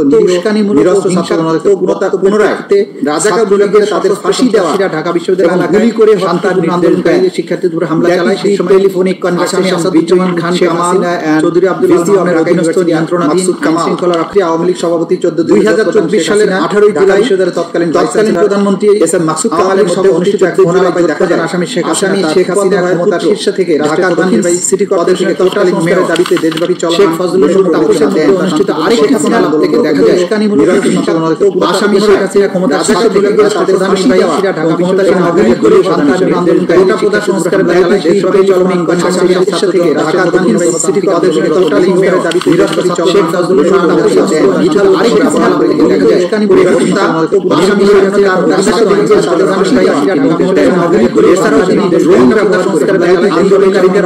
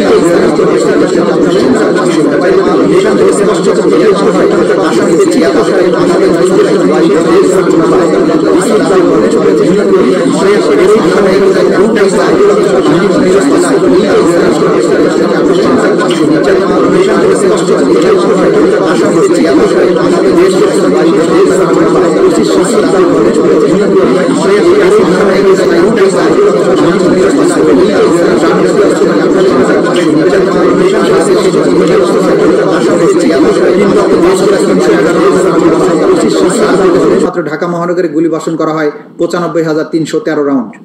আসামি শেখ হাসিনার ফোন আলাপের থেকে আরও জানা যায় তার ষড়যন্ত্রমূলক পরিকল্পনায় দলীয় সশস্ত্র ক্যাডার বাহিনীর মাধ্যমে সেতু ভবন, বিটিবি ভবন, মেট্রো রেল স্টেশন সহ রাষ্ট্রীয় গুরুত্বপূর্ণ কিছু স্থাপনা কি পয়েন্ট ইনস্টলেশন অগ্নিসংযোগের মাধ্যমে পুড়িয়ে দিয়ে আন্দোলনকে ভিন্ন খাতে প্রবাহিত করার জন্য আন্দোলনরত ছাত্র জনতার উপর দায় চাপিয়ে দেওয়ার মাধ্যমে অন্যান্য অমানবিক আচরণ বা আদার ইনহিউম্যান অ্যাক্ট সংগঠন করেন। বাংলাদেশের তৎকালীন প্রধানমন্ত্রী তথা নির্বাহী বিভাগের সর্বোচ্চ স্থান থেকে রাজনৈতিকভাবে বাংলাদেশ আওয়ামী লীগ এবং তার অঙ্গ সংগঠন সমূহের দলীয় প্রধান, 14 দলীয় জোটের প্রধান হিসেবে ঊর্ধ্বতন অবস্থান বা সুপিরিয়র স্ট্যাটাসে থেকে শেখ হাসিনার ষড়যন্ত্রমূলক পরিকল্পনা ও সরাসরি নির্দেশনায় তৎকালীন স্বরাষ্ট্রমন্ত্রী আসাদুজ্জামান খান কামাল, পুলিশের আইজিপি চৌধুরী আব্দুল আল মামুন তাদের অধীনস্থ নিয়ন্ত্রণাধীন আইনশৃঙ্খলা বাহিনীর মাধ্যমে ঢাকা শহর থেকে শুরু হয়ে ব্যাপক মাত্রায় ওয়াইড স্প্রেড এবং পদ্ধতিগতভাবে সিস্টেম্যাটিক সমগ্র বাংলাদেশব্যাপী আন্দোলনরত নিরীহ নিরস্ত্র ছাত্র জনতার উপর প্রাণঘাতী অস্ত্র, লিথাল ওয়েপন, হেলিকপ্টার, ড্রোন ব্যবহারের মাধ্যমে মার্ডার, অ্যাটেম্পট টু মার্ডার, নির্যাতন, অমানবিক আচরণ সহ মানবতা বিরোধী অপরাধ পরিচালনা করে উল্লেখিত আক্রমণ ও অন্যান্য অপরাধ আসামিদের জ্ঞাতসারে পরিচালিত হয়। এহেন কাজের মাধ্যমে আসামিগণ মার্ডার, অ্যাবডাকশন, কনফাইনমেন্ট, টর্চার, পরিকল্পিতভাবে অগ্নিসংযোগের মাধ্যমে রাষ্ট্রীয় সম্পদ ধ্বংস করে তারা দায় আন্দোলনকারীদের উপর চাপিয়ে দিয়ে অন্যান্য অমানবিক আচরণ বা আদার ইনহিউম্যান অ্যাক্টস করার নির্দেশ, প্ররোচনা, সহায়তা, সম্পৃক্ততা এবং ষড়যন্ত্রের মাধ্যমে the international crimes tribunals act 1973 এর 32A GH 41423 ধারার মানবতা বিরোধী অপরাধ সংগঠন করেছেন, যা একই আইনের 20(2) এবং 20(a) ধারার শাস্তিযোগ্য অপরাধ। সুনির্দিষ্ট অপরাধ 3, আসামি শেখ হাসিনার উস্কানিমূলক বক্তব্য এবং মারণাস্ত্র ব্যবহার করে আন্দোলনরত ছাত্র জনতাকে হত্যার নির্দেশনার প্রেক্ষিতে আসামি আসাদুজ্জামান খান কামাল, আসামি চৌধুরী আব্দুল আল মামুন সহ তৎকালীন সরকারের অন্যান্য ঊর্ধ্বতন কর্তৃপক্ষের প্ররোচনা, সহায়তায়, সম্পৃক্ততা, তাদের অধীনস্থ এবং নিয়ন্ত্রণাধীন আইনশৃঙ্খলা বাহিনীর সদস্য, সশস্ত্র আওয়ামী সন্ত্রাসী কর্তৃক ব্যাপক মাত্রায় এবং পদ্ধতিগতভাবে নিরীহ নিরস্ত্র ছাত্র জনতার উপর আক্রমণের অংশ হিসাবে 16 জুলাই 2024 খ্রিস্টাব্দে রংপুরের বেগম রোকেয়া বিশ্ববিদ্যালয়ের সামনে আগ্নেয়াস্ত্র দিয়ে স্বল্প দূরত্ব থেকে সরাসরি নিরীহ নিরস্ত্র আন্দোলনকারী ছাত্র আবু সাইদের বুক লক্ষ্য করে বিনা উস্কানিতে একাধিকবার গুলি চালিয়ে নির্মমভাবে হত্যা করার মাধ্যমে উল্লেখিত আসামিদের জ্ঞাতসারে এবং তাদের কর্তৃক অপরাধ সংগঠনের নির্দেশ, প্ররোচনা, উস্কানি, সহায়তা, সম্পৃক্ততা এবং ষড়যন্ত্রের মাধ্যমে এবং অন্যান্য অমানবিক আচরণের মাধ্যমে মানবতা বিরোধী অপরাধ সংগঠন। ঘটনাস্থল গণভবন থেকে নির্দেশে যেন গণভবন আর বেগম রোকেয়া বিশ্ববিদ্যালয় রংপুর 1 নম্বর গেটের সামনে ঢাকা রংপুর মহাসড়কের রোড ডিভাইডারের পশ্চিম পাশে আশপাশে এলাকা। ঘটনার তারিখ 14 জুলাই 2024 থেকে 16 জুলাই 2024 তারিখ। অপরাধের ধরন মার্ডার, মৃত্যুর প্রকৃত কারণ গোপন করার উদ্দেশ্যে সুরতহাল রিপোর্টে মিথ্যা তথ্য সংযোজন করা। মালিয়ার এখানে আমি অ্যাড করতে চাই, এই পোস্টমর্টেম রিপোর্ট 4 বার তারা পরিবর্তন করতে বাধ্য করেছিল ডাক্তারকে। পোস্টমর্টেম রিপোর্ট বারবার পরিবর্তন, মিথ্যা বর্ণনা মামলা দায়ের করার মাধ্যমে অন্যান্য অমানবিক আচরণ, করার অপরাধসমূহ সংগঠনের নির্দেশ, প্ররোচনা, উস্কানি, সহায়তা, সম্পৃক্ততা, ষড়যন্ত্রের মাধ্যমে ইন্টারন্যাশনাল ক্রাইমস ট্রাইব্যুনালস অ্যাক্টের 32AGH 41423 ধারার মানবতা বিরোধী অপরাধ সংগঠন, যা একই আইনের 20(2) এবং 20(A) ধারার শাস্তিযোগ্য অপরাধ। আসামি শেখ হাসিনা, আসাদুজ্জামান খান কামাল এবং চৌধুরী আব্দুল আল মামুন। অভিযোগের বিবরণ, হ্যাঁ এটা মানে এটা অভিযোগের বিবরণ ইতিমধ্যে বলে ফেলেছি, এটা না পড়ে আমি পেজ 124 থেকে বলছি। এরই অংশ হিসাবে 16 জুলাই রংপুরের বেগম রোকেয়া বিশ্ববিদ্যালয় ক্যাম্পাসে পুলিশ এবং সশস্ত্র আওয়ামী সন্ত্রাসী এবং বিশ্ববিদ্যালয় আওয়ামী লীগ প্রশাসন আন্দোলনকারীদের বিরুদ্ধে অবস্থান নেয়। অপরদিকে বিশ্ববিদ্যালয়ের সামনে নিরীহ নিরস্ত্র ছাত্র জনতা বিক্ষোভ মিছিল শুরু করলে তাতে পুলিশ এবং আওয়ামী লীগ সশস্ত্র ক্যাডাররা ছাত্র জনতার উপরে নির্বিচারে গুলি চালায়। ফলে আন্দোলনরত ছাত্র জনতা গুরুতর আহত ও ছত্রভঙ্গ হয়ে গেলেও সেই মিছিলে থাকা আন্দোলনকারী ছাত্র সমন্বয়ক আবু সাইদ তার অবস্থান ত্যাগ না করে দুহাত প্রসারিত করে দাঁড়িয়ে থেকে প্রতিবাদ অব্যাহত রাখলে রংপুর মেট্রোপলিটন পুলিশ কমিশনার, অন্যান্য পুলিশ কর্মকর্তাদের তত্ত্বাবধানে বিশ্ববিদ্যালয় প্রশাসনের উস্কানিতে SI Amir Hossain, police constable Sujan চন্দ্র রায় তাদের হাতে আগ্নেয়াস্ত্র দিয়ে স্বল্প দূরত্ব থেকে সরাসরি আবু সাইদের বুক লক্ষ্য করে বিনা উস্কানিতে একাধিক গুলি চালিয়ে তাকে নির্মমভাবে হত্যা করে। আবু সাইদ নিহত হওয়ার পর তার মৃতদেহ রংপুর মেডিকেল কলেজ হাসপাতালে নিয়ে যাওয়া হলে তার মৃত্যুর প্রকৃত কারণ গোপন করে গুলিতে তার মৃত্যু হয়েছে বিষয়টি উল্লেখ না করে মাথায় আঘাতজনিত কারণে মৃত্যু হয়েছে মর্মে সুরত হল রিপোর্টে উল্লেখ করে। পোস্টমর্টেম রিপোর্টে গুলিতে নিহত হওয়ার তথ্য গোপন করতে পুলিশ এবং আওয়ামী সমর্থিত ডাক্তারদের চাপে ময়না তদন্তকারী ডাক্তারকে 4 বার রিপোর্ট পরিবর্তনে বাধ্য করা হয়। আবু সাইদের হত্যার জন্য দায়ী ব্যক্তিদের আড়াল করার উদ্দেশ্যে মিথ্যা তথ্য দিয়ে আবু সাইদের সহযোগী আন্দোলনকারীদের আসামি করে আবু সাইদ হত্যা মামলা দায়ের করা হয়। উল্লেখিত আক্রমণ সমূহ অন্যান্য অপরাধ আসামিদের জ্ঞাতসারে পরিচালিত হয়। এহেন কাজের মধ্যে আসামিগণ মার্ডার, মৃত্যুর প্রকৃত কারণ গোপন করার উদ্দেশ্যে সুরত হাল রিপোর্টে মিথ্যা তথ্য সংযোজন করা, পোস্টমর্টেম রিপোর্ট বারবার পরিবর্তন করা, মিথ্যা বর্ণনা দায়ের করার মাধ্যমে অমানবিক আচরণ করার অপরাধসমূহ সংগঠনের নির্দেশ, উস্কানি, সহায়তা, সম্পৃক্ততা এবং ষড়যন্ত্রের মাধ্যমে দ্য ইন্টারন্যাশনাল ক্রাইমস ট্রাইব্যুনালস অ্যাক্টের 32AGH 41423 ধারার অপরাধ সংগঠন করে, যা এই আইনের 20(2) এবং 20(A) ধারায় শাস্তিযোগ্য। সুনির্দিষ্ট অপরাধ 4, আসামি শেখ হাসিনার উস্কানিমূলক বক্তব্য মারণাস্ত্র ব্যবহার করে আন্দোলনরত ছাত্র জনতাকে হত্যার নির্দেশের প্রেক্ষিতে আসাদুজ্জামান খান কামাল, চৌধুরী আব্দুল আল মামুন সহ তৎকালীন সরকারের অন্যান্য ঊর্ধ্বতন কর্তৃপক্ষের প্ররোচনা, সহায়তা, সম্পৃক্ততায় তাদের অধীনস্থ নিয়ন্ত্রণাধীন আইন শৃঙ্খলা বাহিনীর সদস্য ও সশস্ত্র আওয়ামী সন্ত্রাসী কর্তৃক ব্যাপক মাত্রা এবং পদ্ধতিগতভাবে নিরীহ নিরস্ত্র ছাত্র জনতার উপর আক্রমণের অংশ হিসাবে 5ই আগস্ট 2024 তারিখে ঢাকা মহানগরীর চানখারপুর এলাকায় আন্দোলনরত নিরীহ নিরস্ত্র ছাত্র জনতার উপর তৎকালীন সরকারের আইন শৃঙ্খলা রক্ষাকারী বাহিনীর সদস্যদের কর্তৃক নিরীহ নিরস্ত্র 6 জন ছাত্র জনতাকে গুলি করে হত্যা করার মাধ্যমে উল্লেখিত আসামিদের জ্ঞাতসার এবং তাদের কর্তৃক হত্যার নির্দেশ, প্ররোচনা, উস্কানি, সহায়তা, সম্পৃক্ততা এবং ষড়যন্ত্র করার মাধ্যমে মানবতা বিরোধী অপরাধ সংগঠন। এইটার বর্ণনা দিচ্ছি পেজ 126-এ। 2024 সালে সরকারি চাকরিতে কোটা প্রদার যৌক্তিক সংস্কারের দাবিতে আন্দোলন চলমান থাকা অবস্থায় 14 জুলাই 2024 তারিখে গণভবনে সংবাদ সম্মেলন আয়োজন করা হয়। মানে এটা তো আগেরটা, এটার লাস্ট প্যারাগ্রাফ আমি চলে আসছি 127-এ, লাস্ট প্যারাগ্রাফ 127-এর লাস্ট প্যারাগ্রাফ থেকে। এর ধারাবাহিকতায় বৈষম্য বিরোধী ছাত্র জনতার আন্দোলনের কেন্দ্রীয় কমিটির মার্চ টু ঢাকা কর্মসূচি পালনের জন্য 5ই আগস্ট সারা দেশ থেকে জনগণকে ঢাকায় আসার আহ্বান জানানো হয়। স্বাধীনতা পরবর্তী সময়ে বাংলাদেশের মানুষের মনে যে বৈষম্যহীন একটি সমাজ প্রতিষ্ঠার স্বপ্ন জন্মেছিল তা বাস্তবায়নে গণতন্ত্র প্রতিষ্ঠার উদ্দেশ্যে মার্চ টু ঢাকা কর্মসূচি পালনের উদ্দেশ্যে বাংলাদেশের প্রতিটি অঞ্চল থেকে নিরীহ, শান্তিপ্রিয়, মুক্তিকামী মানুষ 5ই আগস্ট ঢাকা অভিমুখে রওনা দেন। আসামি শেখ হাসিনা, আসাদুজ্জামান খান কামাল এবং চৌধুরী আব্দুল আল মামুন ষড়যন্ত্রমূলক পরিকল্পনা ও নির্দেশনায় আন্দোলন দমন করার সর্বাত্মক প্রচেষ্টার অংশ হিসেবে প্রাণঘাতী অস্ত্র বা লিথাল ওয়েপন ব্যবহার করে গুলি করার যে নির্দেশনা দেওয়া হয় তা বাস্তবায়নে ঢাকার বিভিন্ন প্রবেশ মুখের ন্যায় ঢাকা মেডিকেল কলেজ হাসপাতাল সংলগ্ন চানখারপুল ও তার আশেপাশের এলাকায় প্রাণঘাতী অস্ত্র, চাইনিজ রাইফেল, অস্ত্রশস্ত্রে সজ্জিত পুলিশ বাহিনীর 40-50 জন সদস্য মোতায়েন করা হয় 5ই আগস্ট সকাল থেকে। আসামিদের উক্ত নির্দেশ বাস্তবায়নের জন্য ডিএমপির তৎকালীন কমিশনার হাবিবুর রহমানের ওয়্যারলেস নির্দেশনার আলোকে যুগ্ম পুলিশ কমিশনার সুদীপ কুমার চক্রবর্তীর প্রত্যক্ষ তদারকিতে ঘটনাস্থলে উপস্থিত অতিরিক্ত পুলিশ কমিশনার শাহ আলম মোহাম্মদ আক্তারুল ইসলামের সরাসরি তত্ত্বাবধানে তার অধীনস্থদের নির্দেশ প্রদান, সহযোগিতা, সুযোগ তৈরির মাধ্যমে সহকারী police commissioner Mohammad Imrul, police পরিদর্শক মোহাম্মদ আরশাদ হোসেনের নির্দেশে constable Sujon, constable Imaj, constable Nasirul Islam এর মাধ্যমে প্রাণঘাতী চাইনিজ রাইফেল দিয়ে সুনির্দিষ্টভাবে গুলি করে ঘটনাস্থলে শাহবাগ থানাধীন চানখারপুল ও সংলগ্ন বংশাল ও চকবাজার এলাকায় সকাল হতে দুপুর 2:30টার মধ্যে শহীদ শাহরিয়ার খান আনাস, শহীদ শেখ মাহাদি হাসান জুনাইদ ওরফে মুস্তাকিম, শহীদ মোহাম্মদ ইয়াকুব, শহীদ মোহাম্মদ রাকিব হাওলাদার, শহীদ মোহাম্মদ ইসমামুল হক, শহীদ মানিক মিয়া ওরফে শাহরিক সহ মোট 6 জনকে নৃশংসভাবে হত্যা করে। এহেন কাজের মাধ্যমে আসামিগণ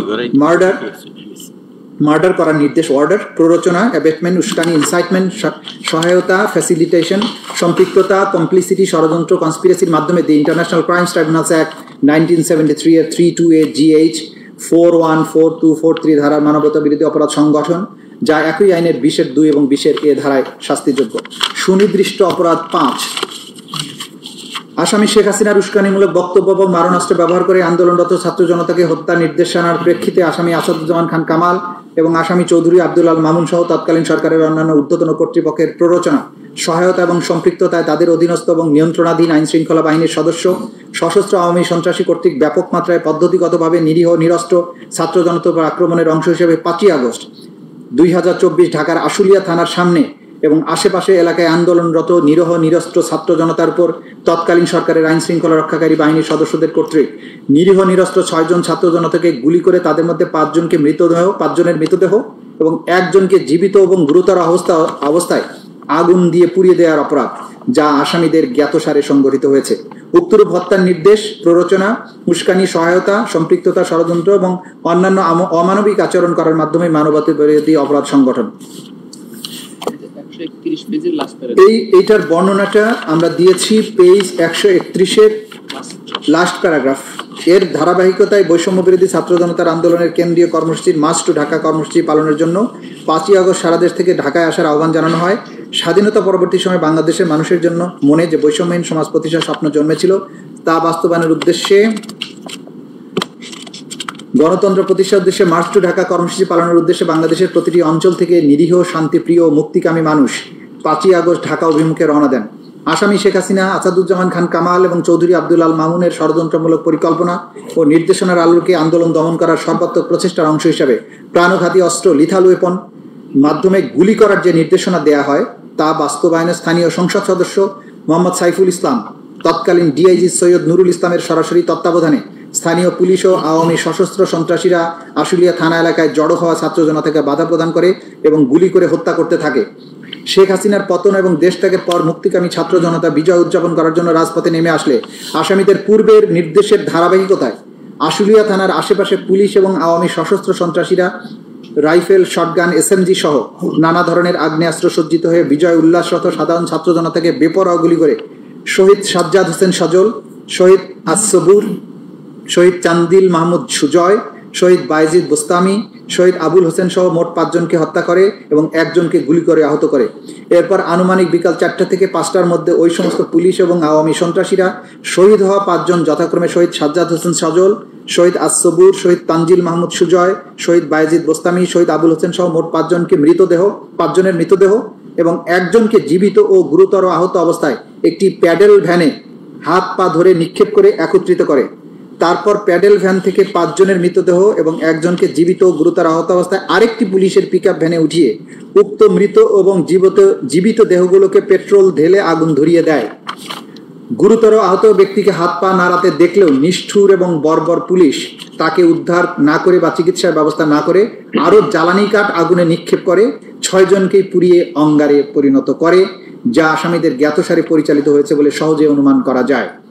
এহেন কাজের মাধ্যমে আসামিগণ মার্ডার, টর্চার, মৃত ও জীবিত মানুষকে আগুন লাগিয়ে পুড়িয়ে অমানবিক আচরণ করার অপরাধসমূহ সংগঠনের নির্দেশ, প্ররোচনা, উস্কানি, সহায়তা, সম্পৃক্ততা এবং ষড়যন্ত্রের মাধ্যমে the international crimes tribunals act 1973 328 GH 414243 ধারার মানবতা বিরোধী অপরাধ সংগঠন, যা একই আইনের 20(2) এবং 20(a) ধারার অপরাধ ধারায় শাস্তিযোগ্য। যেহেতু জুলাই 2024 বিপ্লব চলাকালে তৎকালীন প্রধানমন্ত্রী, আওয়ামী লীগ সভাপতি শেখ হাসিনা, স্বরাষ্ট্রমন্ত্রী আসাদুজ্জামান খান কামাল, আইজিপি চৌধুরী আব্দুল আল মামুন, তার মন্ত্রিপরিষদের সদস্যবৃন্দ, সংসদ সদস্যবৃন্দ, আওয়ামী লীগ, যুবলীগ, ছাত্রলীগ, তাদের অঙ্গ সংগঠন এবং 14 দলীয় জোটের নেতৃবৃন্দ তৎকালীন আইন শৃঙ্খলা বাহিনীর ব্যক্তিগতভাবে, দলগতভাবে দেশব্যাপী নিরস্ত্র মানুষের উপর আক্রমণের মাধ্যমে যে মানবতা বিরোধী অপরাধ সংগঠন করে তা দেশি বিদেশি পত্রপত্রিকা, গণমাধ্যম, ইলেকট্রনিক ও প্রিন্ট মিডিয়ার মাধ্যমে ব্যাপকভাবে প্রচারিত হয়েছে এবং হচ্ছে, যা বাংলাদেশের জনগণ সহ আন্তর্জাতিক পরিমণ্ডলে সর্বজন বিদিত। তদুপরি উক্ত অপরাধসমূহ জাতিসংঘ সহ বিভিন্ন আন্তর্জাতিক সংস্থা কর্তৃক অনুসন্ধানে প্রমাণিত। উপরোক্ত অপরাধসমূহ কমন নলেজ ও জুডিশিয়াল নোটিশ হিসেবে গ্রহণ করার এখতিয়ার ইন্টারন্যাশনাল ক্রাইমস ট্রাইব্যুনালস অ্যাক্ট 1973-এর 19-3 ধারার অধীনে আন্তর্জাতিক অপরাধ ট্রাইব্যুনালের রয়েছে। যেহেতু আওয়ামী লীগ, যুবলীগ, ছাত্রলীগ সহ তাদের অঙ্গ সংগঠন এবং 14 দলীয় জোট রাজনৈতিক সিদ্ধান্ত নিয়ে নিরীহ নিরস্ত্র ছাত্র জনতার উপরে যে মানবতা বিরোধী অপরাধ সংগঠন করেছে তাদেরকে ক্রিমিনাল অর্গানাইজেশন বা অপরাধী সংগঠন হিসেবে গণ্য করার শামিল। যেহেতু তদন্ত প্রতিবেদন, দালিলিক এবং মৌখিক সাক্ষ্য প্রমাণ পর্যালোচনায় আসামিদের বিরুদ্ধে জুলাই বিপ্লব চলাকালে 14 জুলাই থেকে শুরু হয়ে 5 আগস্ট 2024 খ্রিস্টাব্দ পর্যন্ত বাংলাদেশে সংগঠিত মানবতা বিরোধী অপরাধের অংশ, যা international crimes tribunals act 1973 32A GH 414243 ধারার অপরাধ প্রাথমিকভাবে প্রমাণিত হয়েছে, যা উক্ত আইনের 20(2) 20(a) ধারায় শাস্তিযোগ্য।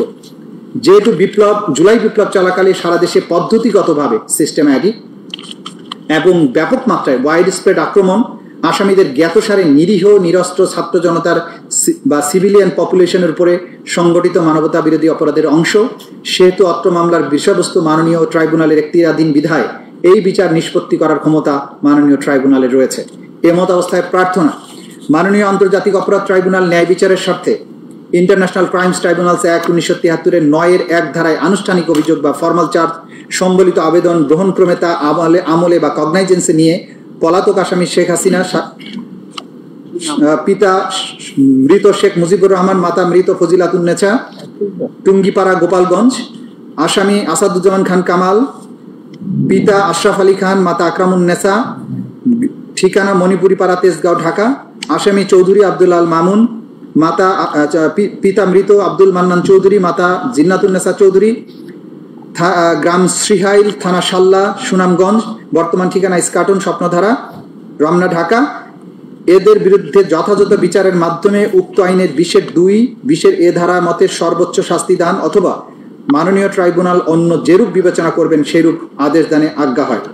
আইনের 20(a) ধারা মোতাবেক আসামিদের সম্পত্তি বাজেয়াপ্ত করে ক্ষতিগ্রস্তদের অনুকূলে অর্পণ করার আদেশ দানের আজ্ঞা হয়। পলাতক আসামি শেখ হাসিনা, পলাতক আসামি আসাদুজ্জামান খান কামাল গণদের বিরুদ্ধে অত্র মামলার গ্রেপ্তারি পরোয়ানা আগেও জারি ছিল। নতুন করে যেহেতু মামলা আইসিটিবিডি কেস হিসেবে আজকে এখানে রেকর্ডেড হবে, তাদের বিরুদ্ধে নতুন করে গ্রেপ্তারি পরোয়ানা জারির জন্য আদেশ প্রদানের প্রার্থনা করছি। হাজতি আসামি চৌধুরী আব্দুল আল মামুন ঢাকার বিরুদ্ধে প্রোডাকশন ওয়ারেন্ট ইস্যুপূর্বক অত্র মামলায় গ্রেপ্তার দেখানোর আদেশ দানের জন্য আমরা প্রার্থনা করছি। 2024 সালের জুলাই বিপ্লব চলাকালীন সময়ে সংগঠিত অপরাধ এবং অত্র আবেদন পত্রের সাথে সংযুক্ত দালিলিক প্রমাণপত্রের তথ্যপাত্র সমূহ সংশ্লিষ্ট অন্যান্য প্রাসঙ্গিক তথ্য প্রমাণাদি এই আইনের 19(3) ধারার অধীনে কমন নলেজ এবং জুডিশিয়াল নোটিশ হিসেবে গ্রহণেরও প্রার্থনা করছি। মাননীয় ট্রাইব্যুনাল ন্যায় বিচারের স্বার্থে অন্য যেরূপ বিবেচনা করে সেরূপ আদেশ দানেরও প্রার্থনা করছি। Much applied. List of witnesses দিয়েছেন? জি ম্যাডাম, আমরা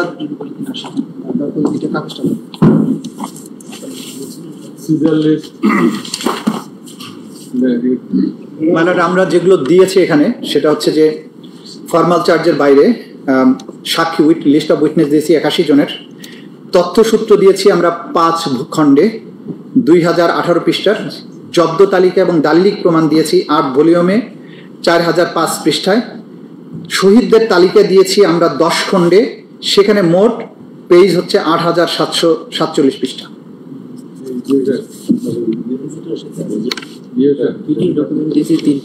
সামারিটা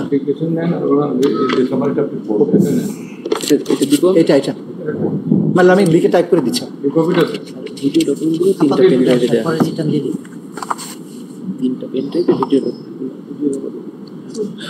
আর যে সমস্ত ভিডিও এবং অডিও ডকুমেন্টস আসে সেগুলো আমরা যথাযথ প্রক্রিয়ায় দাখিল করেছি, পেন ড্রাইভের মাধ্যমে, সিডির মাধ্যমে সেগুলো আমরা দাখিল করেছি, যেগুলো আদালতে আমরা এখানে প্লে করে, যেহেতু ডিজিটাল এভিডেন্স এখানে প্রদর্শন করা যাবে, সেগুলো আমরা প্রদর্শনের ব্যবস্থা করে সবকিছু ট্রাইব্যুনালে আমরা জমা দিয়েছি। এবং আলামত সমূহ যে বুলেটস, পিলেটস, রক্তমাখা জামা কাপড় যা কিছু আছে সবকিছু আমরা নিয়ে এসেছি, সবকিছুই আদালতে উপস্থাপন করা হবে। আপনি সাবমিট করেছেন report of investigation, yes ma'am, seizure list, seize materials, seizure list and documentary evidence. Material, documentary evidence.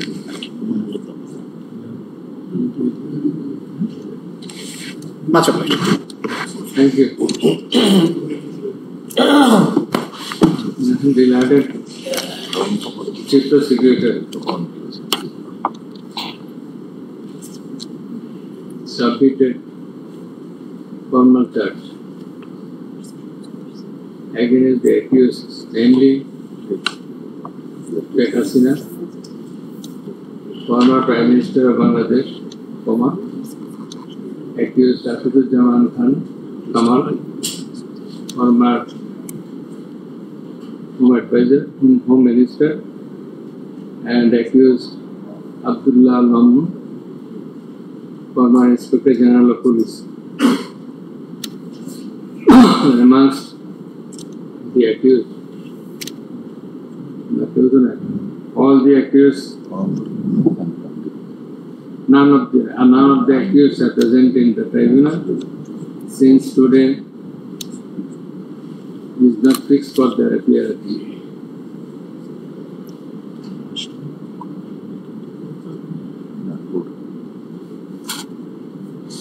With the next parallel, with the formal charge, the learned Chief Prosecutor submitted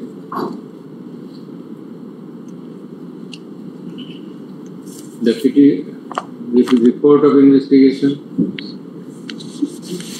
seized materials and documents, inclusive of the seizure list, Not subject to dispute. Statement of witness. and the statement of witnesses.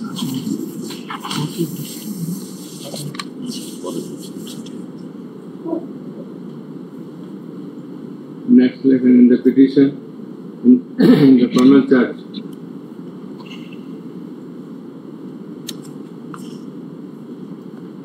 the prosecution narrated in details the historical backgrounds lying behind the July-August movement 2024, and also beyond that, he reminisced the war of 1971 and also some other historical occurrences committed thereafter. It has also been narrated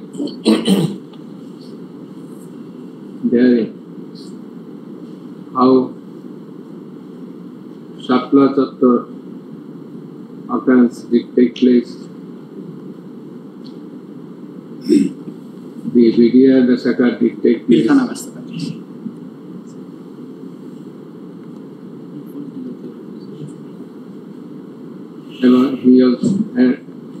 he also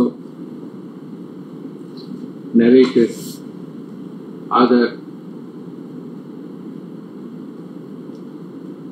historical criminal activities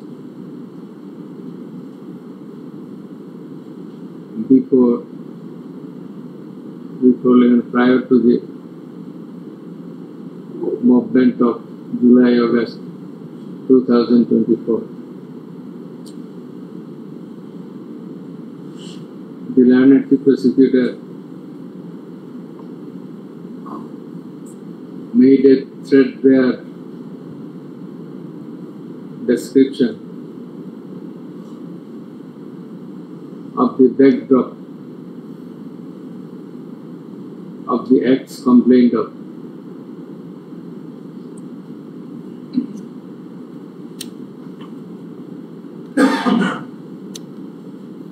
He gave a pen picture in the formal charge as to how the occurrences as a list did take place on different dates at different places under the superior commandment of the Supreme Authority of Bangladesh, that is the Prime Minister as well as the Home Minister and the Inspector General of Police.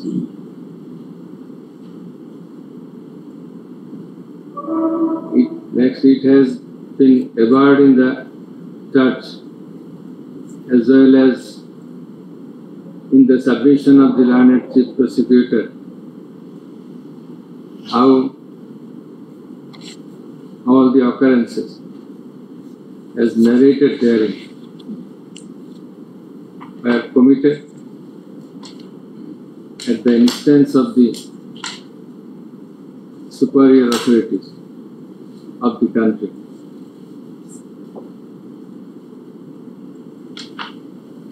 It has been asked by the learned Chief Prosecutor that the accused committed offences by participation by their superior commandment, instigation, incitement, abatement,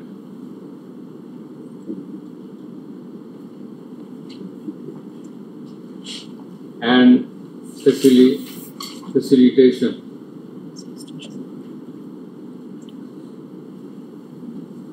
In the formal charge, we brought a number of 5 charges. 5 or 6? Five. Number 5 charges. Categorically narrating how the alleged occurrences within the ambit of the charges did take place. He has illustrated in details the modus operandi of the occurrences and specified how the Supreme Commanders, that is the accused number 1, Sheikh Hasina, number 2, Asaduzzaman Khan Kamal, and number 3, Abdullah Al Mamun.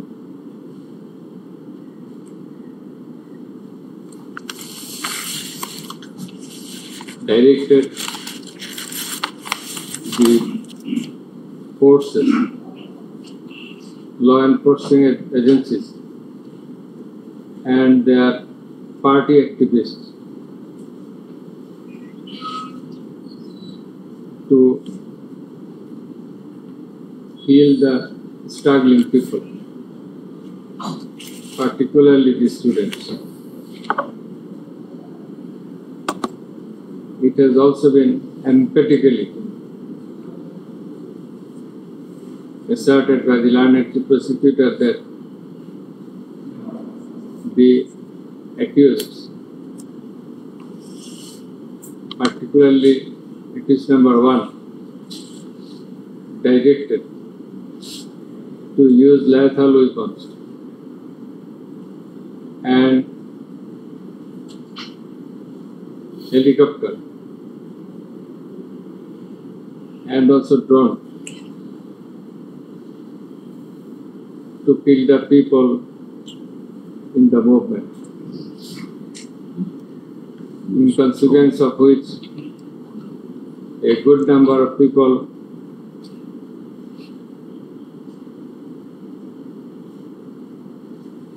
were killed and a large number of people have been seriously injured. সংখ্যা আছে নাকি আপনার?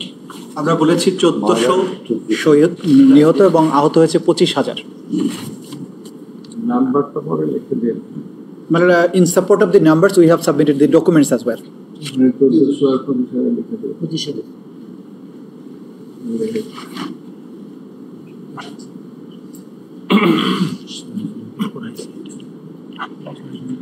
It has also been submitted by the land.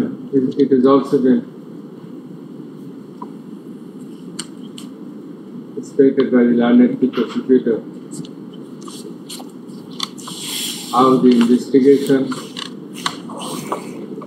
of the alleged acts have been carried out, how the tough investigation, how this tough investigation of the alleged acts have been carried out by the investigation agency of the International Crimes Tribunal.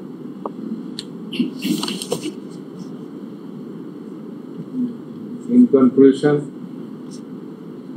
it has been asked by the learned prosecutor that the acts narrated in the formal charge, inclusive of the report of investigation, ostensibly constituted the offences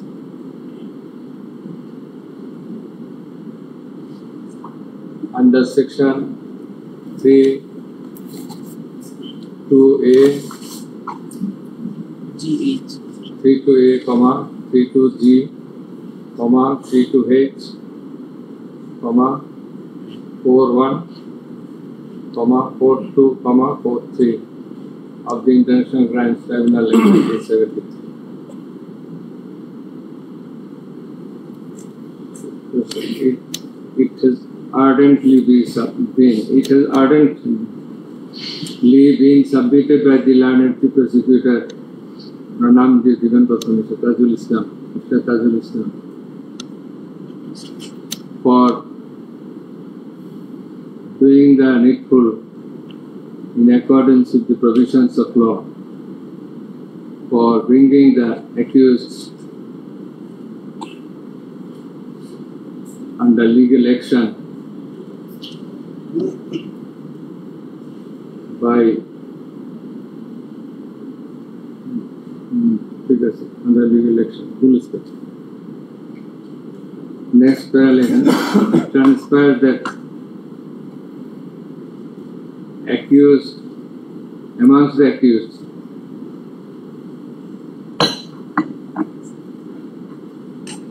only one accused, Mr. Abdullah Al-Mahmoud, has been arrested and is kept in custody. The remaining others, Sheikh Hasina and Asadujaman Al-Faruq, Asadujaman Khan Kamal, are yet to be arrested.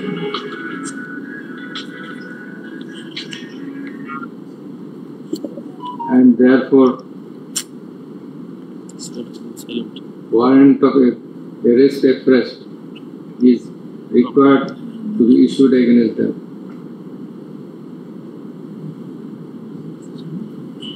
Next, on going through the charge, the report of investigation, and the other incidental documents and materials, that is evidences submitted therewith, and also in consideration of the submissions of the learned chief prosecutor and other learned prosecutors, and also taking all the attending facts and circumstances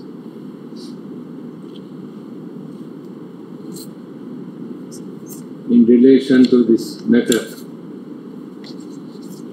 would you hold that if an offensive case has been established against the accused,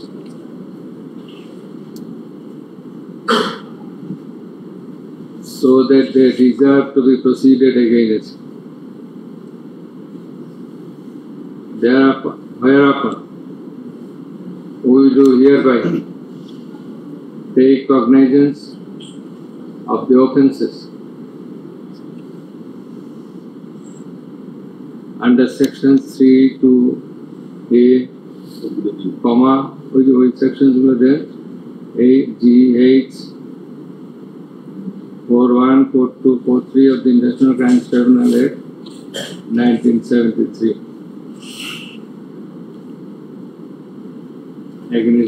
against all the three accused. Full stop. Let the case be registered and numbered as ICTBD case. Next second. Let warrant of arrest be issued afresh against accused Sheikh Hasina and Asaduজ্জামান Khan Kamal, fixing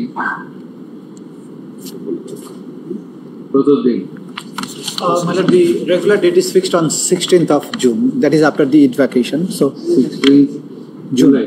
June, this month. Fixing 16/6/2025 for execution report, comma, for appearance of the accused, absconding accused, and also for protection of the accused in custody. Yes. Next, let a copy of this order. Let the warrant of arrest, inclusive of a copy of this order, be transmitted to the Inspector General of Police for doing the needful for causing arrest of the accused, absconding accused, for causing arrest of the absconding accused at his end. Next, the registrar will do the needful. Much obliged, Your Worship. Nothing more.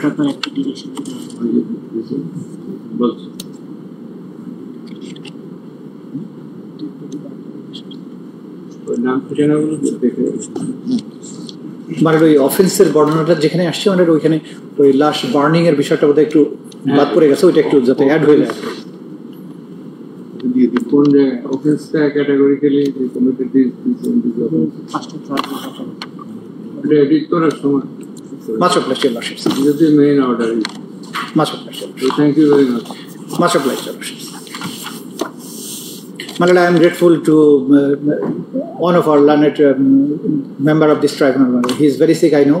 My Lord, তিনি তার কষ্ট, শারীরিক কষ্ট সত্ত্বেও উনি I am very much obliged to his lordship. Very much. Thank you very much. Took the risk of coming and attending.